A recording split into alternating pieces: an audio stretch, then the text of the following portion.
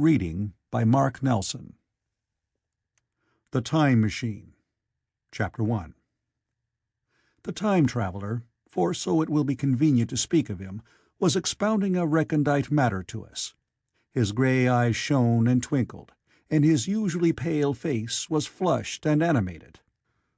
The fire burned brightly, and the soft radiance of the incandescent lights in the lilies of silver caught the bubbles that flashed and passed in our glasses.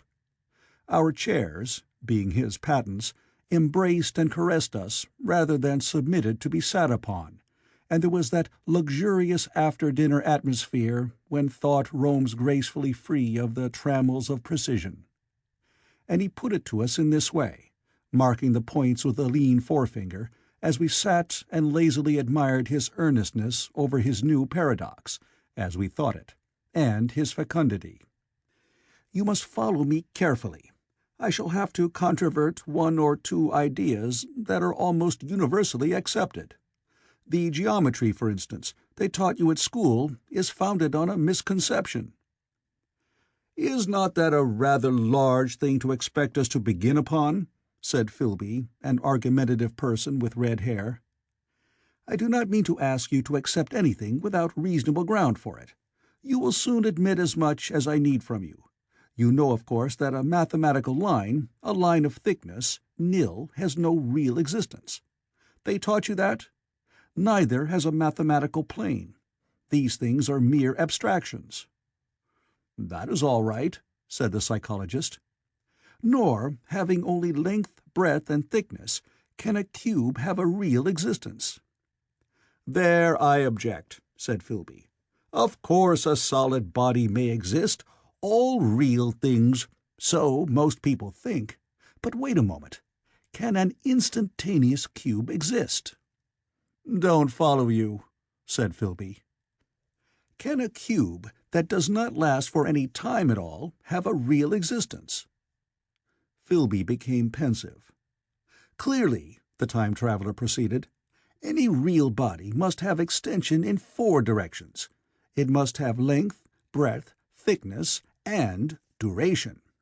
But through a natural infirmity of the flesh, which I will explain to you in a moment, we incline to overlook this fact. There are really 4 dimensions, 3 which we call the 3 planes of space, and a 4th, time. There is, however, a tendency to draw an unreal distinction between the former 3 dimensions and the latter, because it happens that our consciousness moves intermittently in one direction along the latter from the beginning to the end of our lives."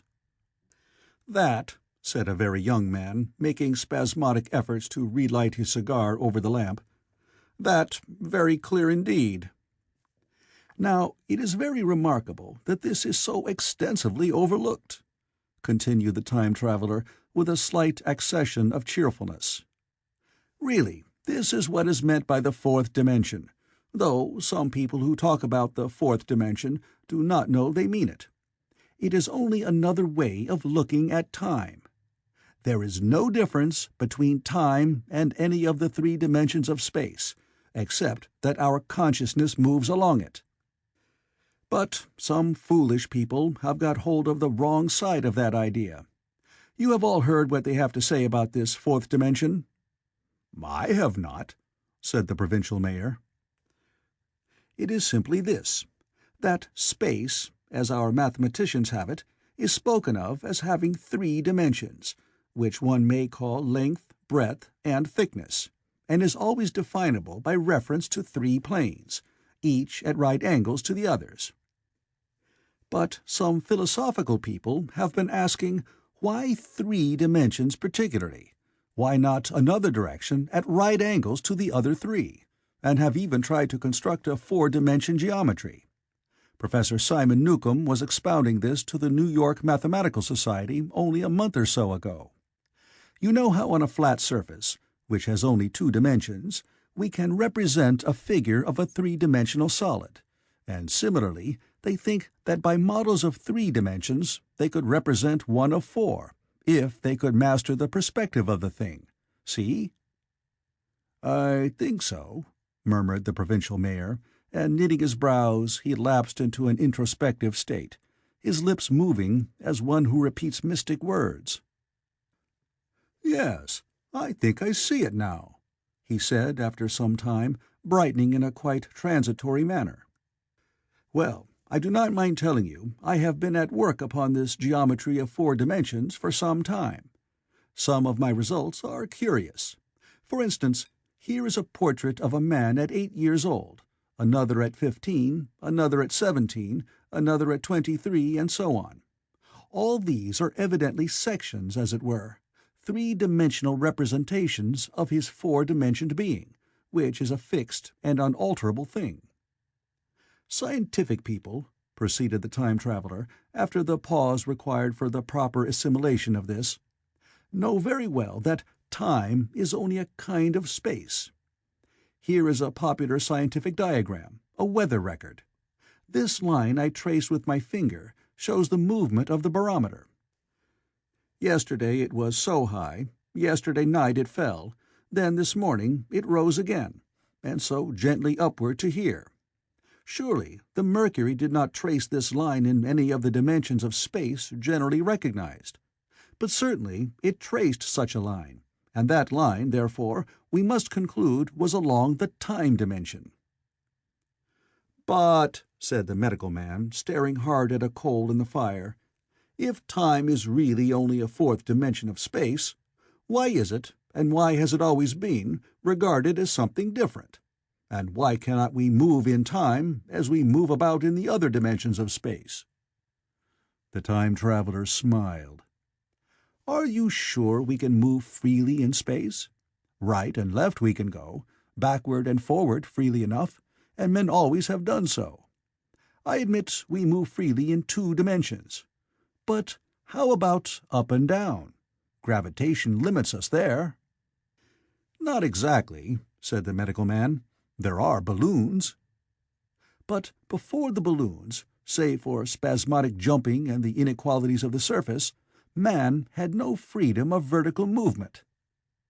"Still, they could move a little up and down," said the medical man. "Easier, far easier down than up." "And you cannot move at all in time. You cannot get away from the present moment." "My dear sir, that is just where you are wrong. That is just where the whole world has gone wrong. We are always getting away from the present moment. Our mental existences, which are immaterial and have no dimensions, are passing along the time dimension with a uniform velocity from the cradle to the grave, just as we should travel down if we began our existence 50 miles above the Earth's surface." "But the great difficulty is this," interrupted the psychologist. "You can move about in all directions of space, but you cannot move about in time. That is the germ of my great discovery. But you are wrong to say that we cannot move about in time. For instance, if I am recalling an incident very vividly, I go back to the instant of its occurrence. I become absent-minded, as you say. I jump back for a moment. Of course, we have no means of staying back for any length of time, any more than a savage or an animal has of staying 6 feet above the ground. But a civilized man is better off than the savage in this respect. He can go up against gravitation in a balloon, and why should he not hope that, ultimately, he may be able to stop or accelerate his drift along the time dimension, or even turn about and travel the other way?" "Oh, this," began Philby, "is all—" "Why not?" said the Time Traveler. "It's against reason," said Philby. "What reason?" said the Time Traveler. "You can show black is white by argument," said Philby, "but you will never convince me." "Possibly not," said the Time Traveler. "But now you begin to see the object of my investigations into the geometry of 4 dimensions. Long ago I had a vague inkling of a machine—" "To travel through time!" exclaimed the very young man. "That shall travel indifferently in any direction of space and time, as the driver determines." Philby contented himself with laughter. But I have experimental verification," said the time traveler. "It would be remarkably convenient for the historian," the psychologist suggested. "One might travel back and verify the accepted account of the Battle of Hastings, for instance." "Don't you think you would attract attention?" said the medical man. "Our ancestors had no great tolerance for anachronisms." "One might get one's Greek from the very lips of Homer and Plato," the very young man thought. "In which case they would certainly plough you for the little go. The German scholars have improved Greek so much." "Then there is the future," said the very young man. "Just think, one might invest all one's money, leave it to accumulate at interest, and hurry on ahead." "To discover a society," said I, "erected on a strictly communistic basis." "Of all the wild, extravagant theories," began the psychologist. "Yes, so it seemed to me, and so I never talked of it until—" "Experimental verification!" cried I. "You were going to verify that?" "The experiment!" cried Philby, who was getting brain-weary. "Let us see your experiment, anyhow," said the psychologist, "though it's all humbug, you know." The time traveler smiled round at us. Then, still smiling faintly, and with his hands deep in his trousers pockets, he walked slowly out of the room, and we heard his slippers shuffling down the long passage to his laboratory. The psychologist looked at us. "I wonder what he's got." "Some sleight-of-hand trick or other," said the medical man, and Philby tried to tell us about a conjurer he had seen at Burslem. But before he had finished his preface, the time traveler came back, and Philby's anecdote collapsed. The thing the time traveler held in his hand was a glittering metallic framework, scarcely larger than a small clock, and very delicately made. There was ivory in it, and some transparent crystalline substance. And now I must be explicit, for this that follows, unless his explanation is to be accepted, is an absolutely unaccountable thing. He took one of the small octagonal tables that were scattered about the room, and set it in front of the fire, with two legs on the hearthrug. On this table he placed the mechanism. Then he drew up a chair and sat down. The only other object on the table was a small shaded lamp, the bright light of which fell upon the model. There were also perhaps a dozen candles about, 2 in brass candlesticks upon the mantel, and several in sconces, so that the room was brilliantly illuminated. I sat in a low armchair nearest the fire, and I drew this forward so as to be almost between the time traveler and the fireplace. Philby sat behind him, looking over his shoulder. The medical man and the provincial mayor watched him in profile from the right, the psychologist from the left. The very young man stood behind the psychologist. We were all on the alert. It appears incredible to me that any kind of trick, however subtly conceived and however adroitly done, could have been played upon us under these conditions. The time traveler looked at us, and then at the mechanism. "Well?" said the psychologist. "This little affair," said the time traveler, resting his elbows upon the table and pressing his hands together above the apparatus, "is only a model. It is my plan for a machine to travel through time. You will notice that it looks singularly askew, and that there is an odd twinkling appearance about this bar, as though it was in some way unreal." He pointed to the part with his finger. "Also, here is one little white lever, and here is another." The medical man got up out of his chair and peered into the thing. "It's beautifully made," he said. "It took 2 years to make," retorted the time traveler. Then, when we had all imitated the action of the medical man, he said, "Now, I want you clearly to understand that this lever, being pressed over, sends the machine gliding into the future, and this other reverses the motion. This saddle represents the seat of a time traveler. Presently, I am going to press the lever, and off the machine will go. It will vanish, pass into future time, and disappear. Have a good look at the thing. Look at the table, too, and satisfy yourselves there is no trickery. I don't want to waste this model and then be told I'm a quack." There was a minute's pause, perhaps. The psychologist seemed about to speak to me, but changed his mind. Then the time-traveler put forth his finger towards the lever. "No," he said suddenly. "Lend me your hand." And turning to the psychologist, he took that individual's hand in his own and told him to put out his forefinger. So that it was the psychologist himself who sent forth the model time machine on its interminable voyage. We all saw the lever turn. I am absolutely certain there was no trickery. There was a breath of wind, and the lamp flame jumped. One of the candles on the mantel was blown out, and the little machine suddenly swung round, became indistinct, was seen as a ghost for a second perhaps, as an eddy of faintly glittering brass and ivory, and it was gone, vanished. Save for the lamp, the table was bare. Everyone was silent for a minute. Then Philby said he was damned. The psychologist recovered from his stupor and suddenly looked under the table. At that the time-traveler laughed cheerfully. "Well?" he said, with a reminiscence of the psychologist. Then, getting up, he went to the tobacco jar on the mantel, and with his back to us began to fill his pipe. We stared at each other. "Look here," said the medical man. "Are you in earnest about this? Do you seriously believe that that machine has traveled into time?"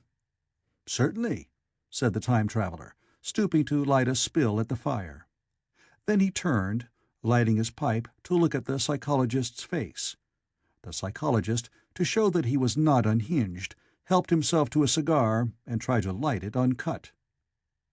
"What is more, I have a big machine nearly finished in there." He indicated the laboratory. "And when that is put together, I mean to have a journey on my own account." "You mean to say that that machine has traveled into the future?" said Philby. "Into the future or the past. I don't for certain know which." After an interval, the psychologist had an inspiration. "It must have gone into the past, if it has gone anywhere," he said. "Why?" said the time-traveler. "Because I presume that it has not moved in space, and if it traveled into the future, it would still be here all this time, since it must have traveled through this time." "But," I said, "if it traveled into the past, it would have been visible when we came first into this room, and last Thursday, when we were here, and the Thursday before that, and so forth." "Serious objections," remarked the provincial mayor, with an air of impartiality, turning towards the time-traveler. "Not a bit," said the time-traveler, and to the psychologist, "You think you can explain that. It's presentation below the threshold, you know, diluted presentation." "Of course," said the psychologist, and reassured us. "That's a simple point of psychology. I should have thought of it. It's plain enough and helps the paradox delightfully. We cannot see it, nor can we appreciate this machine any more than we can the spoke of a wheel spinning, or a bullet flying through the air. If it is traveling through time 50 times or 100 times faster than we are, if it gets through a minute while we get through a second, the impression it creates will, of course, be only 1/50th or 1/100th of what it would make if it were not traveling in time. That's plain enough." He passed his hand through the space in which the machine had been. "You see?" he said, laughing. We sat and stared at the vacant table for a minute or so. Then the time-traveler asked us what we thought of it all. "It sounds plausible enough tonight," said the medical man. "But wait until tomorrow. Wait for the common sense of the morning." "Would you like to see the time machine itself?" asked the time-traveler. And therewith, taking the lamp in his hand, he led the way down the long, draughty corridor to his laboratory. I remember vividly the flickering light, his queer, broad head in silhouette, the dance of the shadows, how we all followed him, puzzled but incredulous, and how, there in the laboratory, we beheld a larger edition of the little mechanism which we had seen vanish from before our eyes. Parts were of nickel, parts of ivory, parts had certainly been filed or sawn out of rock crystal. The thing was generally complete, but the twisted crystalline bars lay unfinished upon the bench beside some sheets of drawings, and I took one up for a better look at it. Quartz it seemed to be. "Look here," said the medical man. "Are you perfectly serious? Or is this a trick, like that ghost you showed us last Christmas?" "Upon that machine," said the time traveler, holding the lamp aloft, "I intend to explore time. Is that plain? I was never more serious in my life." None of us quite knew how to take it. I caught Philby's eye over the shoulder of the medical man, and he winked at me solemnly. End of Chapter 1.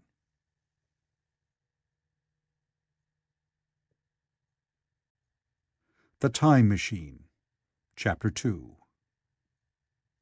I think that at the time none of us quite believed in the time machine. The fact is, the time traveler was one of those men who are too clever to be believed. You never felt that you saw all round him. You always suspected some subtle reserve, some ingenuity in ambush, behind his lucid frankness. Had Philby shown the model and explained the matter in the time traveler's words, we should have shown him far less skepticism, for we should have perceived his motives. A pork butcher could understand Philby, but the time traveler had more than a touch of whim among his elements, and we distrusted him. Things that would have made the frame of a less clever man seemed tricks in his hands. It is a mistake to do things too easily. The serious people who took him seriously never felt quite sure of his deportment. They were somehow aware that trusting their reputations for judgment with him was like furnishing a nursery with egg-shell china. So I didn't think any of us said very much about time-traveling in the interval between that Thursday and the next, though its odd potentialities ran, no doubt, in most of our minds. Its plausibility, that is, its practical incredibleness, the curious possibilities of anachronism and of utter confusion it suggested. For my own part, I was particularly preoccupied with the trick of the model. That I remember discussing with the medical man, whom I met on Friday at the Linnaean. He said he had seen a similar thing at Tübingen, and laid considerable stress on the blowing out of the candle. But how the trick was done, he could not explain. The next Thursday I went again to Richmond. I suppose I was one of the time traveler's most constant guests, and arriving late, found 4 or 5 men already assembled in his drawing-room. The medical man was standing before the fire with a sheet of paper in one hand and his watch in the other. I looked around for the time traveler, and "It's 7:30 now," said the medical man. "I suppose we better have dinner." "Where's—" said I, naming our host. "You've just come? It's rather odd. He's unavoidably detained. He asks me in this note to lead off with dinner at 7 if he's not back. Says he'll explain when he comes." "It seems a pity to let the dinner spoil," said the editor of a well-known daily paper, and thereupon the doctor rang the bell. The psychologist was the only person besides the doctor and myself who had attended the previous dinner. The other men were Blank, the editor aforementioned, a certain journalist, and another, a quiet, shy man with a beard, whom I didn't know, and who, as far as my observation went, never opened his mouth all the evening. There was some speculation at the dinner-table about the time-traveler's absence, and I suggested time-traveling, in a half-jocular spirit. The editor wanted that explained to him, and the psychologist volunteered a wooden account of the ingenious paradox and trick we had witnessed that day week. He was in the midst of his exposition when the door from the corridor opened slowly and without noise. I was facing the door and saw it first. "Hello," I said. "At last! and the door opened wider, and the time traveler stood before us. I gave a cry of surprise. "Good heavens, man, what's the matter?" cried the medical man, who saw him next, and the whole tableful turned towards the door. He was in an amazing plight. His coat was dusty and dirty, and smeared with green down the sleeves, his hair disordered, and, as it seemed to me, greyer, either with dust and dirt, or because its colour had actually faded. His face was ghastly pale. His chin had a brown cut on it, a cut half healed. His expression was haggard and drawn, as by intense suffering. For a moment he hesitated in the doorway, as if he had been dazzled by the light. Then he came into the room. He walked with just such a limp as I have seen in foot-sore tramps. We stared at him in silence, expecting him to speak. He said not a word, but came painfully to the table, and made a motion towards the wine. The editor filled a glass of champagne and pushed it towards him. He drained it, and it seemed to do him good, for he looked round the table, and the ghost of his old smile flickered across his face. "What on earth have you been up to, man?" said the doctor. The time-traveler did not seem to hear. "Don't let me disturb you," he said, with a certain faltering articulation. "I'm all right." He stopped, held out his glass for more, and took it off at a draught. "That's good," he said. His eyes grew brighter, and a faint colour came into his cheeks. His glance flickered over our faces with a certain dull approval, and then went round the warm and comfortable room. Then he spoke again, still as it were feeling his way among his words. "I'm going to wash and dress, and then I'll come down and explain things. Save me some of that mutton. I'm starving for a bit of meat."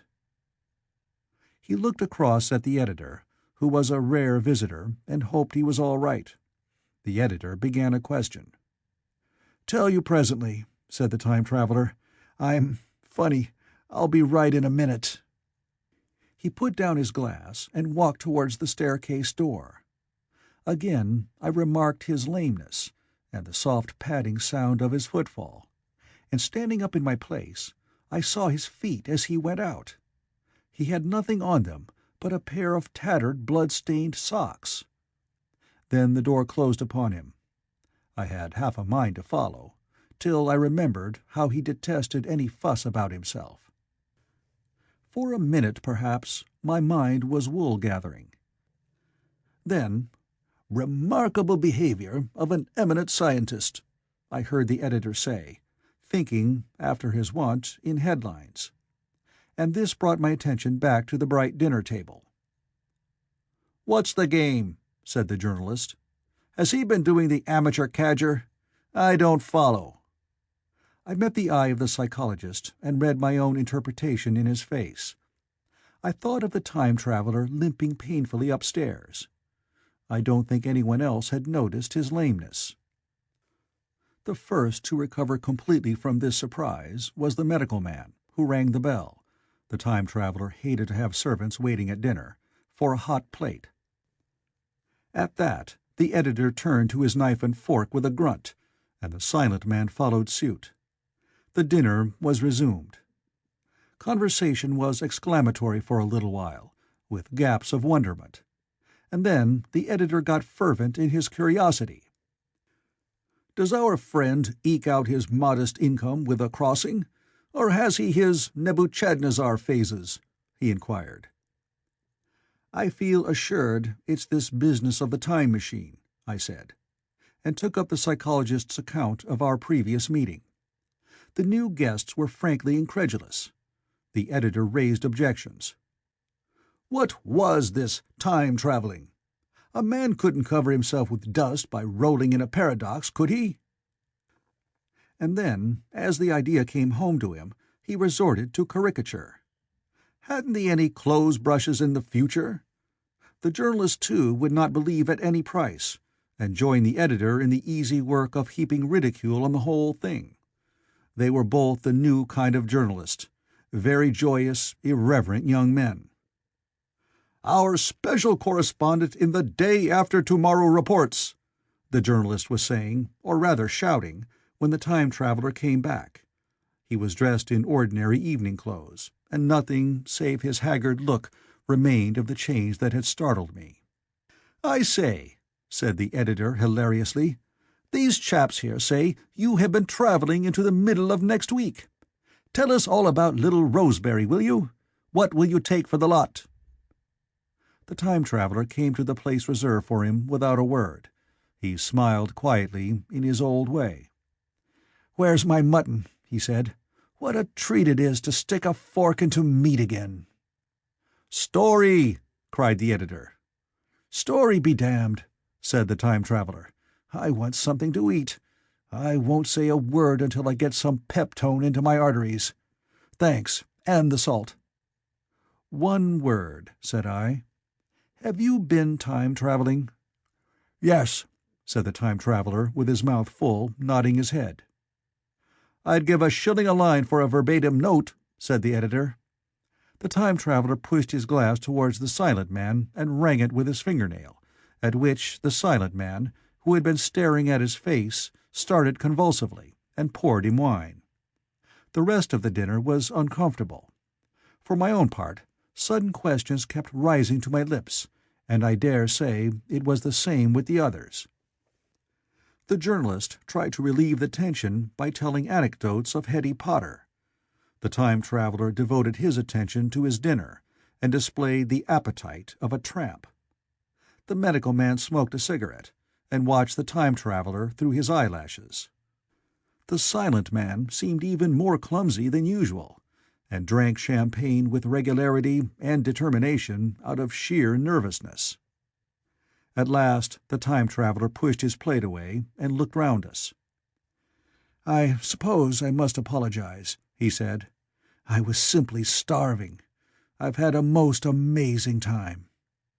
He reached out his hand for a cigar and cut the end. "But come into the smoking-room. It's too long a story to tell over greasy plates." And ringing the bell in passing, he led the way into the adjoining room. "You have told Blank and Dash and Chose about the machine?" he said to me, leaning back in his easy-chair and naming the 3 new guests. "But the thing's a mere paradox," said the editor. "I can't argue tonight. I don't mind telling you the story, but I can't argue. I will," he went on, "tell you the story of what has happened to me, if you like, but you must refrain from interruptions. I want to tell it, badly. Most of it will sound like lying. So be it. It's true, every word of it, all the same. I was in my laboratory at 4 o'clock, and since then I've lived 8 days, such days as no human being ever lived before. I'm nearly worn out, but I shan't sleep till I've told this thing over to you. Then I shall go to bed. But no interruptions. Is it agreed?" "Agreed," said the editor, and the rest of us echoed, "Agreed." And with that, the time-traveler began his story as I've set it forth. He sat back in his chair at first, and spoke like a weary man. Afterwards he got more animated. In writing it down, I feel with only too much keenness the inadequacy of pen and ink, and above all, my own inadequacy, to express its quality. You read, I will suppose, attentively enough, but you cannot see the speaker's white, sincere face in the bright circle of the little lamp, nor hear the intonation of his voice. You cannot know how his expression followed the turns of his story. Most of us hearers were in shadow, for the candles in the smoking-room had not been lighted, and only the face of the journalist and the legs of the silent man from the knees downward were illuminated. At first we glanced now and again at each other. After a time we ceased to do that, and looked only at the time-traveler's face. End of Chapter 2.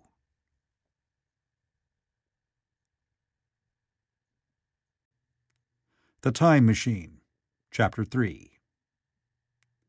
I told some of you last Thursday of the principles of the time machine, and showed you the actual thing itself, incomplete in the workshop. There it is now, a little travel-worn truly, and one of the ivory bars is cracked and a brass rail bent, but the rest of it's sound enough.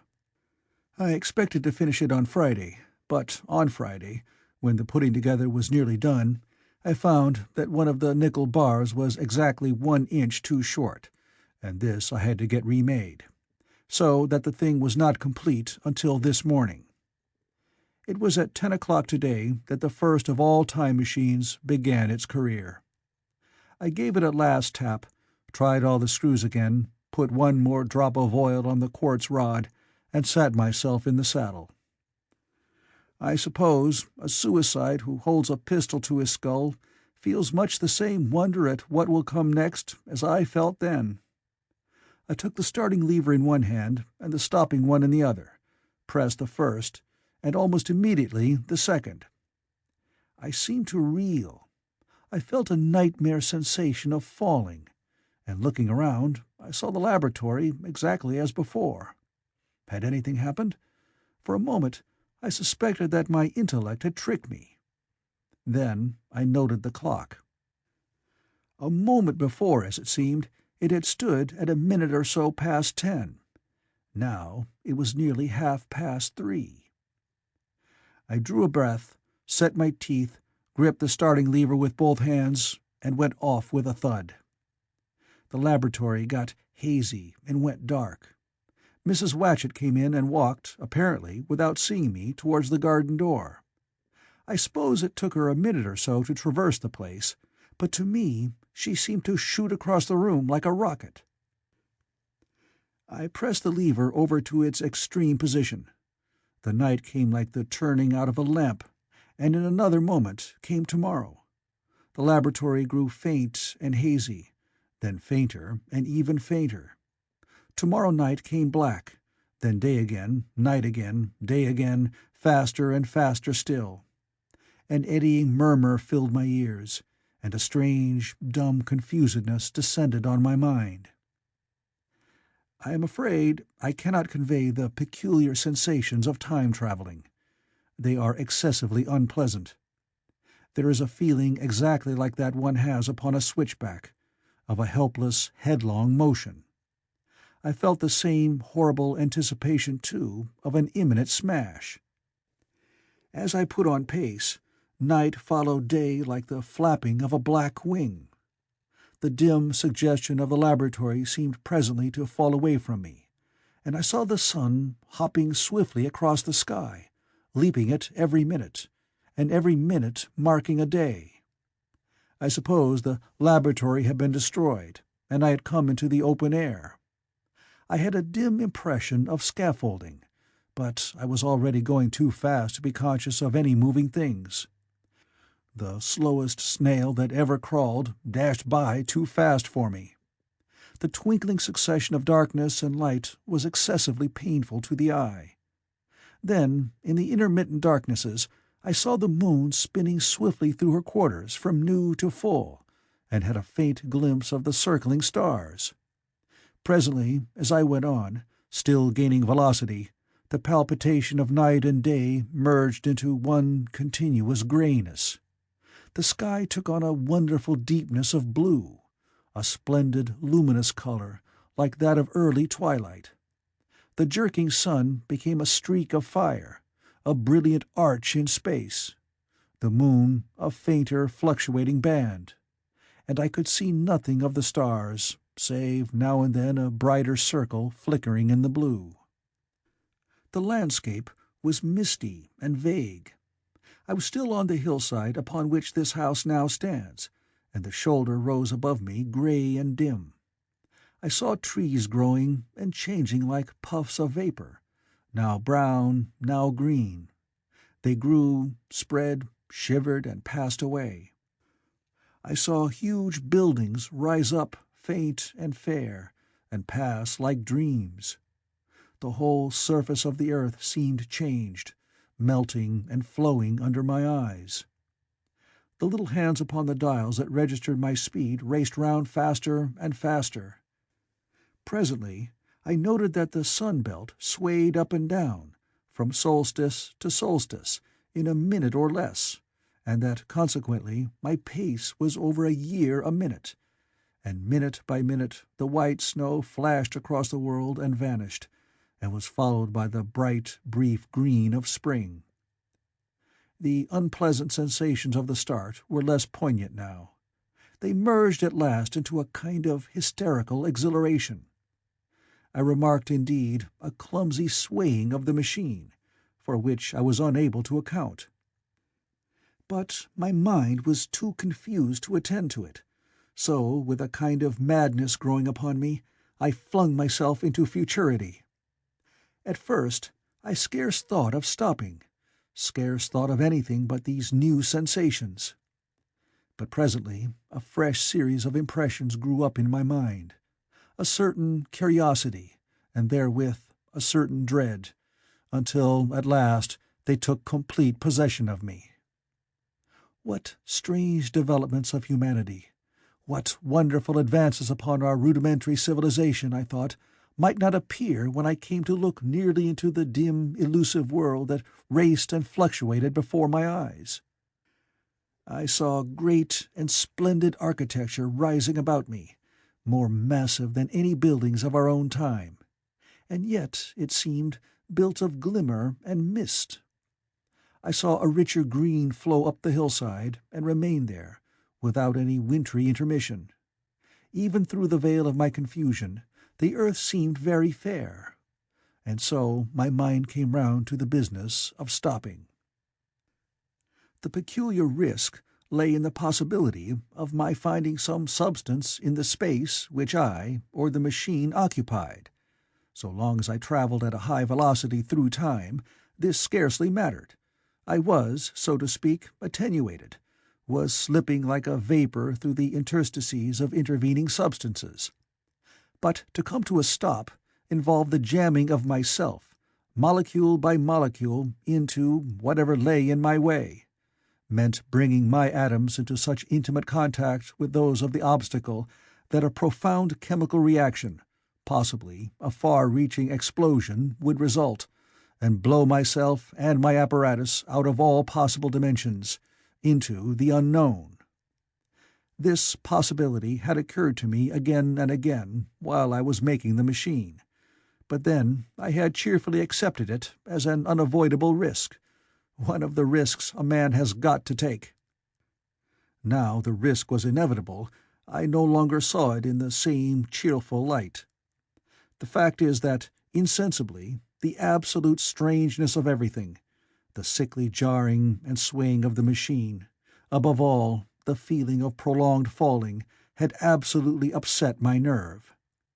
I told myself that I could never stop, and with a gust of petulance I resolved to stop forthwith.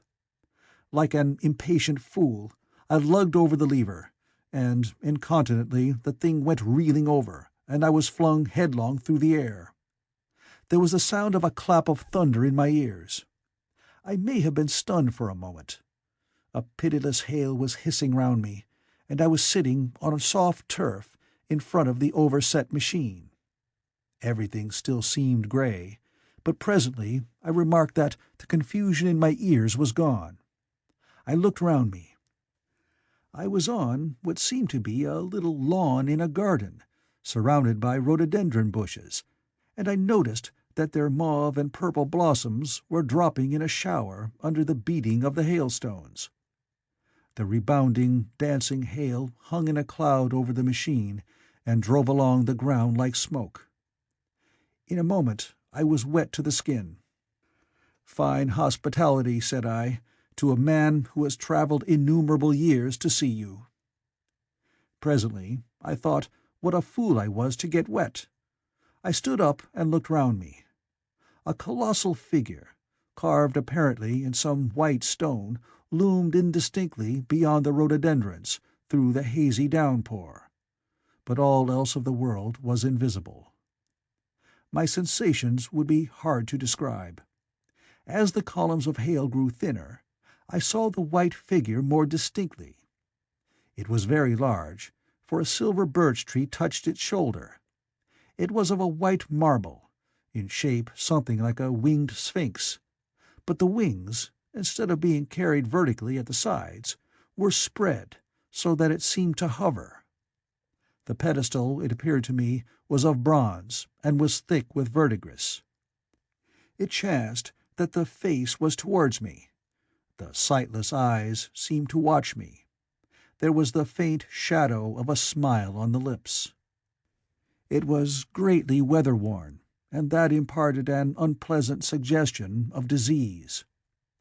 I stood looking at it for a little space, half a minute perhaps, or half an hour. It seemed to advance and to recede as the hail drove before it denser or thinner. At last I tore my eyes from it for a moment, and saw that the hail curtain had worn threadbare, and that the sky was lightening with the promise of the sun. I looked up again at the crouching white shape, and the full temerity of my voyage came suddenly upon me. What might appear when that hazy curtain was altogether withdrawn? What might not have happened to men? What if cruelty had grown into a common passion? What if in this interval the race had lost its manliness, and had developed into something inhuman, unsympathetic, and overwhelmingly powerful? I might seem some old-world, savage animal, only the more dreadful and disgusting for our common likeness, a foul creature to be incontinently slain. Already I saw other vast shapes, huge buildings with intricate parapets and tall columns, with a wooded hillside dimly creeping in upon me through the lessening storm. I was seized with a panic fear. I turned frantically to the time machine and strove hard to readjust it. As I did so, the shafts of the sun smote through the thunderstorm. The grey downpour was swept aside and vanished like the trailing garments of a ghost. Above me, in the intense blue of the summer sky, some faint brown shreds of cloud whirled into nothingness. The great buildings about me stood out clear and distinct, shining with the wet of the thunderstorm, and picked out in white by the unmelted hailstones piled along their courses. I felt naked in a strange world. I felt as perhaps a bird may feel in the clear air, knowing the hawk wings above and will swoop. My fear grew to frenzy. I took a breathing space, set my teeth, and again grappling fiercely, wrist and knee, with the machine. It gave under my desperate onset and turned over. It struck my chin violently. One hand on the saddle, the other on the lever, I stood panting heavily in attitude to mount again. But with this recovery of a prompt retreat, my courage recovered. I looked more curiously and less fearfully at this world of the remote future. In a circular opening, high up in the wall of the nearer house, I saw a group of figures clad in rich soft robes. They had seen me, and their faces were directed towards me. Then I heard voices approaching me. Coming through the bushes by the white sphinx were the heads and shoulders of men running.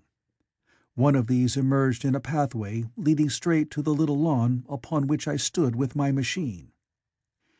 He was a slight creature, perhaps 4 feet high, clad in a purple tunic, girdled at the waist with a leather belt. Sandals, or buskins, I could not clearly distinguish which, were on his feet. His legs were bare to the knees, and his head was bare. Noticing that, I noticed for the first time how warm the air was. He struck me as being a very beautiful and graceful creature, but indescribably frail. His flushed face reminded me of the more beautiful kind of consumptive, that hectic beauty of which we used to hear so much. At the sight of him I suddenly regained confidence. I took my hands from the machine. End of Chapter 3.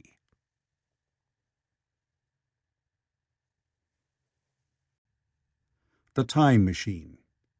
Chapter 4. In another moment we were standing face to face, I and this fragile thing out of futurity. He came straight up to me and laughed into my eyes. The absence from his bearing of any sign of fear struck me at once. Then he turned to the two others who were following him and spoke to them in a strange and very sweet and liquid tongue. There were others coming, and presently a little group of perhaps 8 or 10 of these exquisite creatures were about me. One of them addressed me. It came into my head, oddly enough, that my voice was too harsh and deep for them. So I shook my head, and pointing to my ears, shook it again.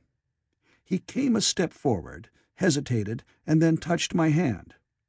Then I felt other soft little tentacles upon my back and shoulders. They wanted to make sure I was real. There was nothing in this at all alarming. Indeed, there was something in these pretty little people that inspired confidence, a graceful gentleness, a certain childlike ease. And besides, they looked so frail that I could fancy myself flinging the whole dozen of them about like ninepins. But I made a sudden motion to warn them when I saw their little pink hands feeling the time machine. Happily, then, when it was not too late, I thought of a danger I had hitherto forgotten, and reaching over the bars of the machine, I unscrewed the little levers that would set it in motion, and put these in my pocket. Then I turned again to see what I could do in the way of communication. And then, looking more nearly into their features, I saw some further peculiarities in their Dresden china type of prettiness. Their hair, which was uniformly curly, came to a sharp end at the neck and cheek. There was not the faintest suggestion of it on the face, and their ears were singularly minute. Their mouths were small, with bright red, rather thin lips, and the little chins ran to a point. The eyes were large and mild, and, this may seem egotism on my part, I fancied even that there was a certain lack of the interest I might have expected in them. As they made no effort to communicate with me, but simply stood round me smiling and speaking in soft cooing notes to each other, I began the conversation. I pointed to the time machine and to myself. Then, hesitating for a moment how to express time, I pointed to the sun. At once a quaintly pretty little figure in checkered purple and white followed my gesture, and then astonished me by imitating the sound of thunder. For a moment I staggered, though the import of his gesture was plain enough. The question had come into my mind abruptly. Were these creatures fools? You may hardly understand how it took me. You see, I had always anticipated that the people of the year 800 and 2000 odd would be incredibly in front of us in knowledge, art, everything. Then one of them suddenly asked me a question that showed him to be on the intellectual level of one of our 5-year-old children. Asked me, in fact, if I had come from the sun in a thunderstorm. It let loose the judgment I had suspended upon their clothes, their frail light limbs and fragile features. A flow of disappointment rushed across my mind. For a moment I felt that I had built the time machine in vain. I nodded, pointed to the sun, and gave them such a vivid rendering of a thunderclap as startled them. They all withdrew a pace or so and bowed. Then came one laughing towards me, carrying a chain of beautiful flowers altogether new to me, and put it about my neck. The idea was received with melodious applause, and presently they were all running to and fro for flowers, and laughingly flinging them upon me, until I was almost smothered with blossom. You who have never seen the like can scarcely imagine what delicate and wonderful flowers countless years of culture had created. Then someone suggested that their plaything should be exhibited in the nearest building, and so I was led past the Sphinx of white marble, which had seemed to watch me all the while, with a smile at my astonishment, towards a vast grey edifice of fretted stone. As I went with them, the memory of my confident anticipations of a profoundly grave and intellectual posterity came with irresistible merriment to my mind. The building had a huge entry, and was altogether of colossal dimensions. I was naturally most occupied with the growing crowd of little people, and with the big open portals that yawned before me, shadowy and mysterious. My general impression of the world I saw over their heads was a tangled waste of beautiful bushes and flowers, a long-neglected and yet weedless garden. I saw a number of tall spikes of strange white flowers, measuring a foot perhaps across the spread of the waxen petals. They grew scattered, as if wild, among the variegated shrubs, but, as I say, I did not examine them closely at this time. The time machine was left deserted on the turf among the rhododendrons. The arch of the doorway was richly carved, but naturally I did not observe the carving very narrowly, though I fancied I saw suggestions of old Phoenician decorations as I passed through, and it struck me that they were very badly broken and weather-worn. Several more brightly clad people met me in the doorway, and so we entered, I dressed in dingy 19th-century garments, looking grotesque enough, garlanded with flowers, and surrounded by an eddying mass of bright, soft-colored robes and shining white limbs, in a melodious whirl of laughter and laughing speech. The big doorway opened into a proportionately great hall hung with brown. The roof was in shadow, and the windows, partially glazed with colored glass and partially unglazed, admitted a tempered light. The floor was made up of huge blocks of some very hard white metal, not plates nor slabs, blocks, and it was so much worn, as I judged by the going to and fro of past generations, as to be deeply channeled along the more frequented ways. Transverse to the length were innumerable tables made of slabs of polished stone, raised perhaps a foot from the floor, and upon these were heaps of fruits. Some I recognized as a kind of hypertrophied raspberry and orange, but for the most part they were strange. Between the tables was scattered a great number of cushions. Upon these my conductors seated themselves, signing for me to do likewise. With a pretty absence of ceremony, they began to eat the fruit with their hands, flinging peel and stalks, and so forth, into the round openings in the sides of the tables. I was not loath to follow their example, for I felt thirsty and hungry. As I did so, I surveyed the hall at my leisure. And perhaps the thing that struck me most was its dilapidated look. The stained glass windows, which displayed only a geometrical pattern, were broken in many places, and the curtains that hung across the lower end were thick with dust. And it caught my eye that the corner of the marble table near me was fractured. Nevertheless, the general effect was extremely rich and picturesque. There were perhaps a couple of hundred people dining in the hall, and most of them, seated as near to me as they could come, were watching me with interest, their little eyes shining over the fruit they were eating. All were clad in the same soft and yet strong silky material. Fruit, by the by, was all their diet. These people of the remote future were strict vegetarians, and while I was with them, in spite of some carnal cravings, I had to be frugivorous also. Indeed, I found afterwards that horses, cattle, sheep, dogs had followed the ichthyosaurus into extinction. But the fruits were very delightful. One, in particular, had seemed to be in season all the time I was there. A flowery thing in a three-sided husk was especially good, and I made it my staple. At first I was puzzled by all these strange fruits, and by the strange flowers I saw, but later I began to perceive their import. However, I am telling you of my fruit dinner in the distant future now. So soon as my appetite was a little checked, I determined to make a resolute attempt to learn the speech of these new men of mine.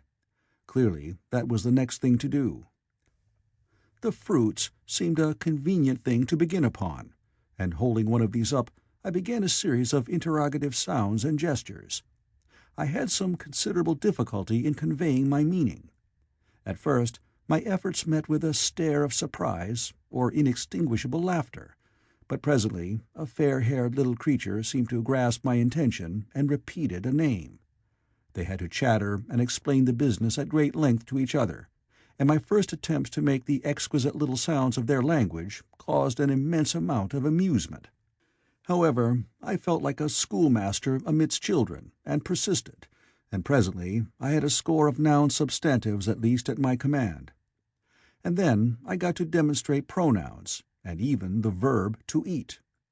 But it was slow work, and the little people soon tired and wanted to get away from my interrogations, so I determined, rather of necessity, to let them give their lessons in little doses when they felt inclined.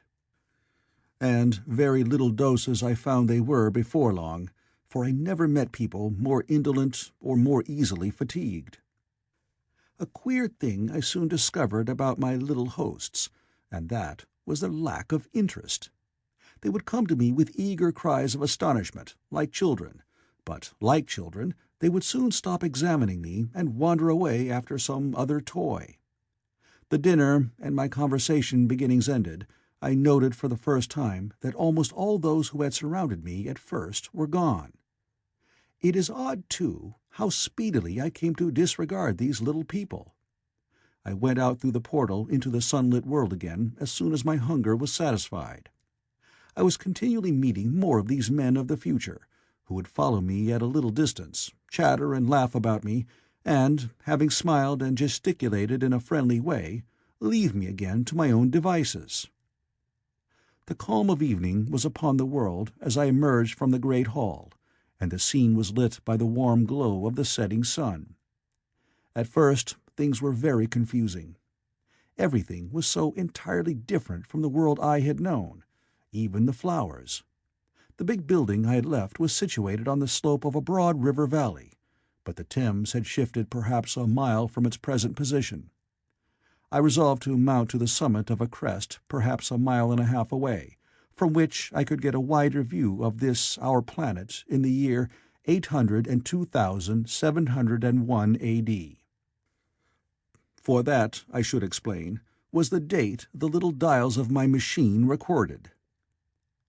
As I walked, I was watched for every impression that could possibly help to explain the condition of ruinous splendor in which I found the world, for ruinous it was.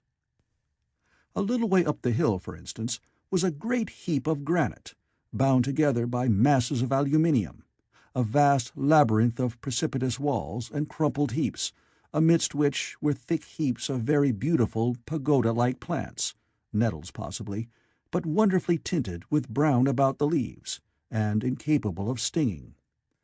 It was, evidently, the derelict remains of some vast structure. To what end built, I could not determine. It was here that I was destined, at a later date, to have a very strange experience, the first intimation of a still stranger discovery, but of that I will speak in its proper place. Looking round with a sudden thought, from a terrace on which I rested for a while, I realized that there were no small houses to be seen. Apparently, the single house, and possibly even the household, had vanished. Here and there among the greenery were palace-like buildings, but the house and the cottage, which form such characteristic features of our own English landscape, had disappeared. Communism, said I to myself. And on the heels of that came another thought. I looked at the half-dozen little figures that were following me. Then, in a flash, I perceived that all had the same form of costume, the same soft, hairless visage, and the same girlish rotundity of limb. It may seem strange, perhaps, that I had not noticed this before, but everything was so strange. Now I saw the fact plainly enough. In costume, and in all the differences of texture and bearing that now mark off the sexes from each other, these people of the future were alike, and the children seemed to my eyes to be but the miniatures of their parents. I judged, then, that the children of that time were extremely precocious, physically at least, and I found afterwards abundant verification of my opinion. Seeing the ease and security in which these people were living, I felt that this close resemblance of the sexes was, after all, what one would expect, for the strength of a man and the softness of a woman, the institution of the family, and the differentiation of occupations are mere militant necessities of an age of physical force. Where population is balanced and abundant, much childbearing becomes an evil rather than a blessing to the state. Where violence comes but rarely and offspring are secure, there is less necessity, indeed there is no necessity, for an efficient family, and the specialization of the sexes with reference to their children's needs disappears. We see some beginnings of this even in our own time, and in this future age it was complete. This, I must remind you, was my speculation at the time. Later, I was to appreciate how far it fell short of the reality. While I was musing upon these things, my attention was attracted by a pretty little structure, like a well under a cupola. I thought in a transitory way of the oddness of wells still existing, and then resumed the thread of my speculations. There were no large buildings towards the top of the hill, and as my walking powers were evidently miraculous, I was presently left alone for the first time. With a strange sense of freedom and adventure, I pushed on up to the crest. There I found a seat of some yellow metal that I did not recognize, corroded in places with a kind of pinkish rust, and half smothered in soft moss. The armrests cast and filed into the resemblance of griffins' heads. I sat down on it, and I surveyed the broad view of our old world under the sunset of that long day. It was as sweet and fair a view as I have ever seen. The sun had already gone below the horizon, and the west was flaming gold, touched with some horizontal bars of purple and crimson. Below was the valley of the Thames, in which the river lay like a band of burnished steel. I have already spoken of the great palaces dotted about among the variegated greenery, some in ruins and some still occupied. Here and there rose a white or silvery figure in the waste garden of the earth. Here and there came the sharp vertical line of some cupola or obelisk. There were no hedges, no signs of proprietary rights, no evidences of agriculture. The whole earth had become a garden. So watching, I began to put my interpretation upon the things I had seen, and as it shaped itself to me that evening, my interpretation was something in this way. Afterwards, I found I had got only a half-truth, or only a glimpse of one facet of the truth. It seemed to me that I had happened upon humanity upon the wane. The ruddy sunset set me thinking of the sunset of mankind. For the first time, I began to realize an odd consequence of the social effort in which we are at present engaged. And yet, come to think, it is a logical consequence enough. Strength is the outcome of need. Security sets a premium on feebleness. The work of ameliorating the conditions of life, the true civilizing process that makes life more and more secure, had gone steadily on to a climax.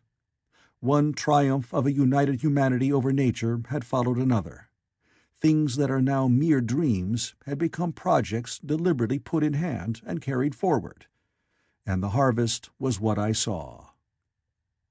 After all, the sanitation and the agriculture of today are still in the rudimentary stage. The science of our time has attacked but a little department of the field of human disease, but even so it spreads its operations very steadily and persistently.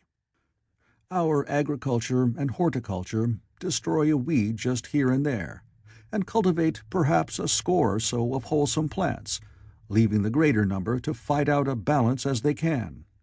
We improve our favorite plants and animals, and how few they are, gradually by selective breeding. Now a new and better peach, now a seedless grape, now a sweeter and larger flower, now a more convenient breed of cattle. We improve them gradually, because our ideals are vague and tentative, and our knowledge is very limited. Because nature too is shy and slow in our clumsy hands. Some day all this will be better organized and still better. That is the drift of the current in spite of the eddies.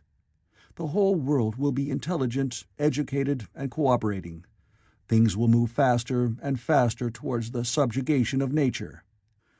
In the end, wisely and carefully, we shall readjust the balance of animal and vegetable to suit our human needs. This adjustment, I say, must have been done, and done well, done indeed for all time, in the space of time across which my machine had leaped. The air was free from gnats, the earth from weeds or fungi, Everywhere were fruits and sweet and delightful flowers.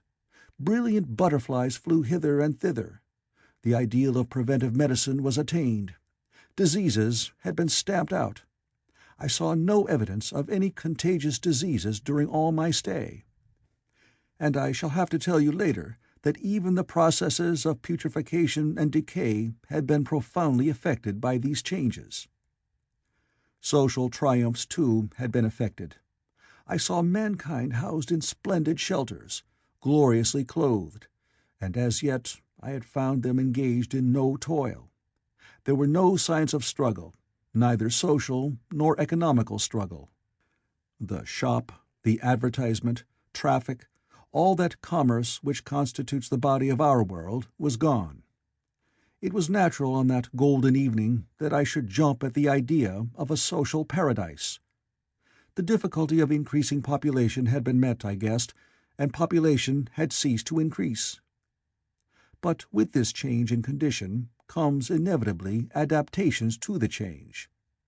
What, unless biological science is a mass of errors, is the cause of human intelligence and vigor?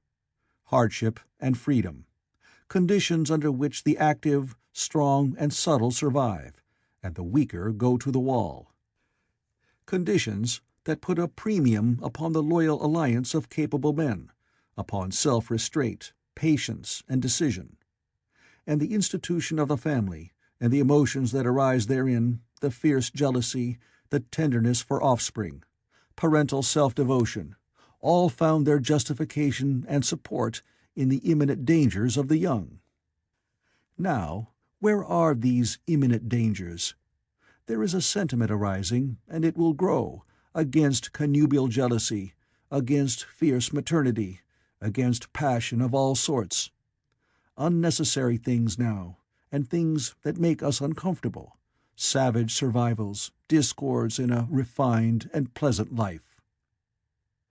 I thought of the physical slightness of the people, their lack of intelligence, and those big, abundant ruins, and it strengthened my belief in a perfect conquest of nature. For after the battle comes quiet. Humanity had been strong, energetic, and intelligent, and had used all its abundant vitality to alter the conditions under which it lived.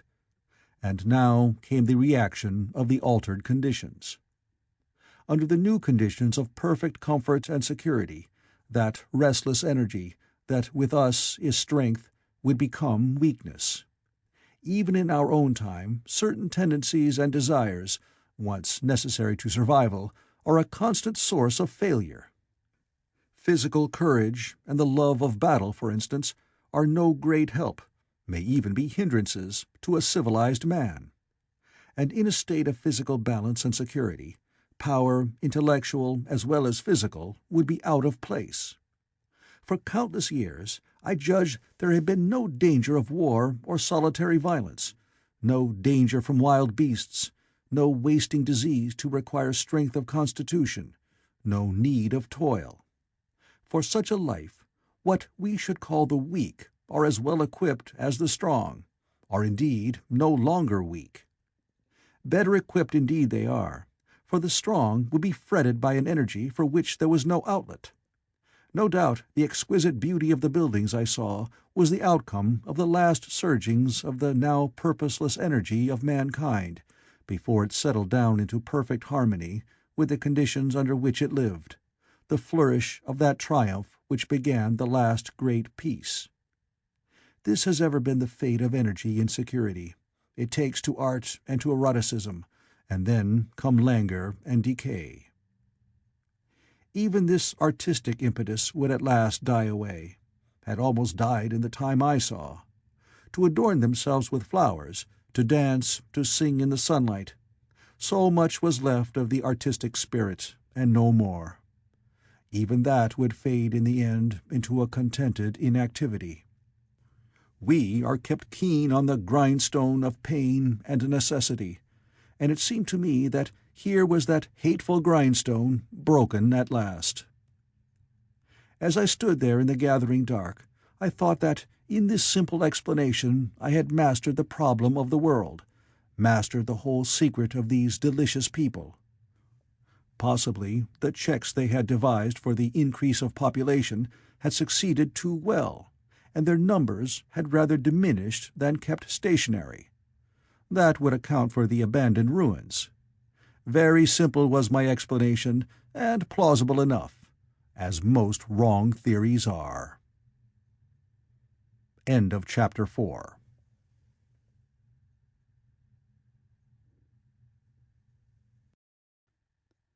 The Time Machine. Chapter 5. As I stood there musing over this too perfect triumph of man, the full moon, yellow and gibbous, came up out of an overflow of silver light in the northeast. The bright little figure ceased to move about below, a noiseless owl flitted by, and I shivered with the chill of the night. I determined to descend and find where I could sleep. I looked for the building I knew. Then my eye traveled along to the figure of the white sphinx upon the pedestal of bronze, growing distinct as the light of the rising moon grew brighter. I could see the silver birch against it. There was the tangle of rhododendron bushes, black in the pale light, and there was the little lawn. I looked at the lawn again. A queer doubt chilled my complacency. No, said I stoutly to myself, that was not the lawn. But it was the lawn, for the white leprous face of the Sphinx was towards it. Can you imagine what I felt as this conviction came home to me? But you cannot. The time machine was gone. At once, like a lash across the face, came the possibility of losing my own age, of being left helpless in this strange new world. The bare thought of it was an actual physical sensation. I could feel it grip me at the throat and stop my breathing. In another moment I was in a passion of fear and running with great leaping strides down the slope. Once I fell headlong and cut my face. I lost no time in stanching the blood, but jumped up and ran on, with a warm trickle down my cheek and chin. All the time I ran, I was saying to myself, "They have moved it a little, pushed it under the bushes, out of the way." Nevertheless, I ran with all my might. All the time, with the certainty that sometimes comes with excessive dread, I knew that such assurance was folly, knew instinctively that the machine was removed out of my reach. My breath came with pain. I suppose I covered the whole distance from the hill crest to the little lawn, 2 miles perhaps, in 10 minutes. And I am not a young man. I cursed aloud as I ran, at my confident folly in leaving the machine, wasting good breath thereby. I cried aloud, and none answered. Not a creature seemed to be stirring in the moonlit world. When I reached the lawn, my worst fears were realized. Not a trace of the thing was to be seen. I felt faint and cold when I faced the empty space among the black tangle of bushes. I ran round it furiously, as if the thing might be hidden in a corner, and then stopped abruptly, with my hands clutching my hair. Above me towered the Sphinx, upon the bronze pedestal, white, shining, leprous in the light of the rising moon. It seemed to smile in mockery of my dismay. I might have consoled myself by imagining the little people had put the mechanism in some shelter for me, had I not felt assured of their physical and intellectual inadequacy. That is what dismayed me, the sense of some hitherto unsuspected power, through whose intervention my invention had vanished. Yet, for one thing, I felt assured. Unless some other age had produced its exact duplicate, the machine could not have moved in time. The attachment of the levers, I will show you the method later, prevented anyone from tampering with it in that way when they were removed. It had moved and was hid only in space. But then where could it be? I think I must have had a kind of frenzy.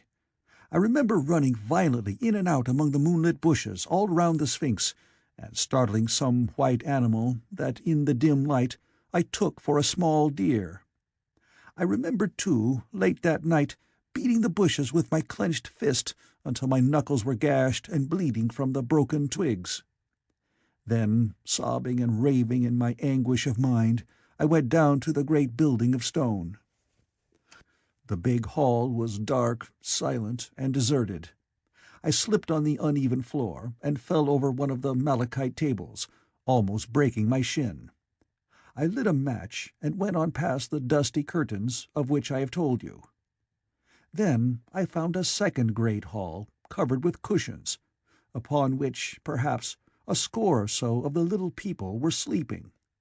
I have no doubt they found my second appearance strange enough, coming suddenly out of the quiet darkness with inarticulate noises and the splutter and flare of a match.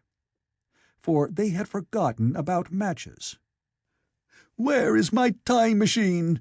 I began, bawling like an angry child, laying hands upon them and shaking them up together. I must have been very queer to them. Some laughed. Most of them looked sorely frightened. When I saw them standing round me, it came into my head that I was doing as foolish a thing as it was possible for me to do under the circumstances, in trying to revive the sensation of fear. For, reasoning from their daylight behaviour, I thought that fear must be forgotten. Abruptly I dashed down the match, and knocking one of the people over in my course, went blundering across the big dining hall again, out under the moonlight. I heard cries of terror, and their little feet running and stumbling this way and that. I do not remember all I did as the moon crept up the sky. I suppose it was the unexpected nature of my loss that maddened me. I felt hopelessly cut off from my own kind, a strange animal in an unknown world. I must have raved to and fro, screaming and crying upon God and fate.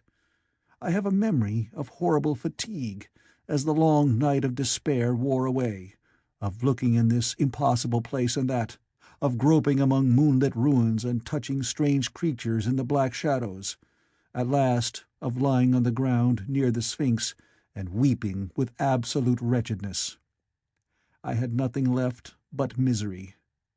Then I slept, and when I woke again it was full day, and a couple of sparrows were hopping round me on the turf within reach of my arm. I sat up in the freshness of the morning, trying to remember how I had got there, and why I had such a profound sense of desertion and despair. Then things came clear in my mind. With the plain, reasonable daylight, I could look my circumstances fairly in the face. I saw the wild folly of my frenzy overnight, and I could reason with myself. Suppose the worst, I said. Suppose the machine altogether lost, perhaps destroyed. It behooves me to be calm and patient, to learn the way of the people, to get a clear idea of the method of my loss, and the means of getting materials and tools, so that in the end, perhaps, I may make another. That would be my only hope, perhaps, but better than despair. And, after all, it was a beautiful and curious world.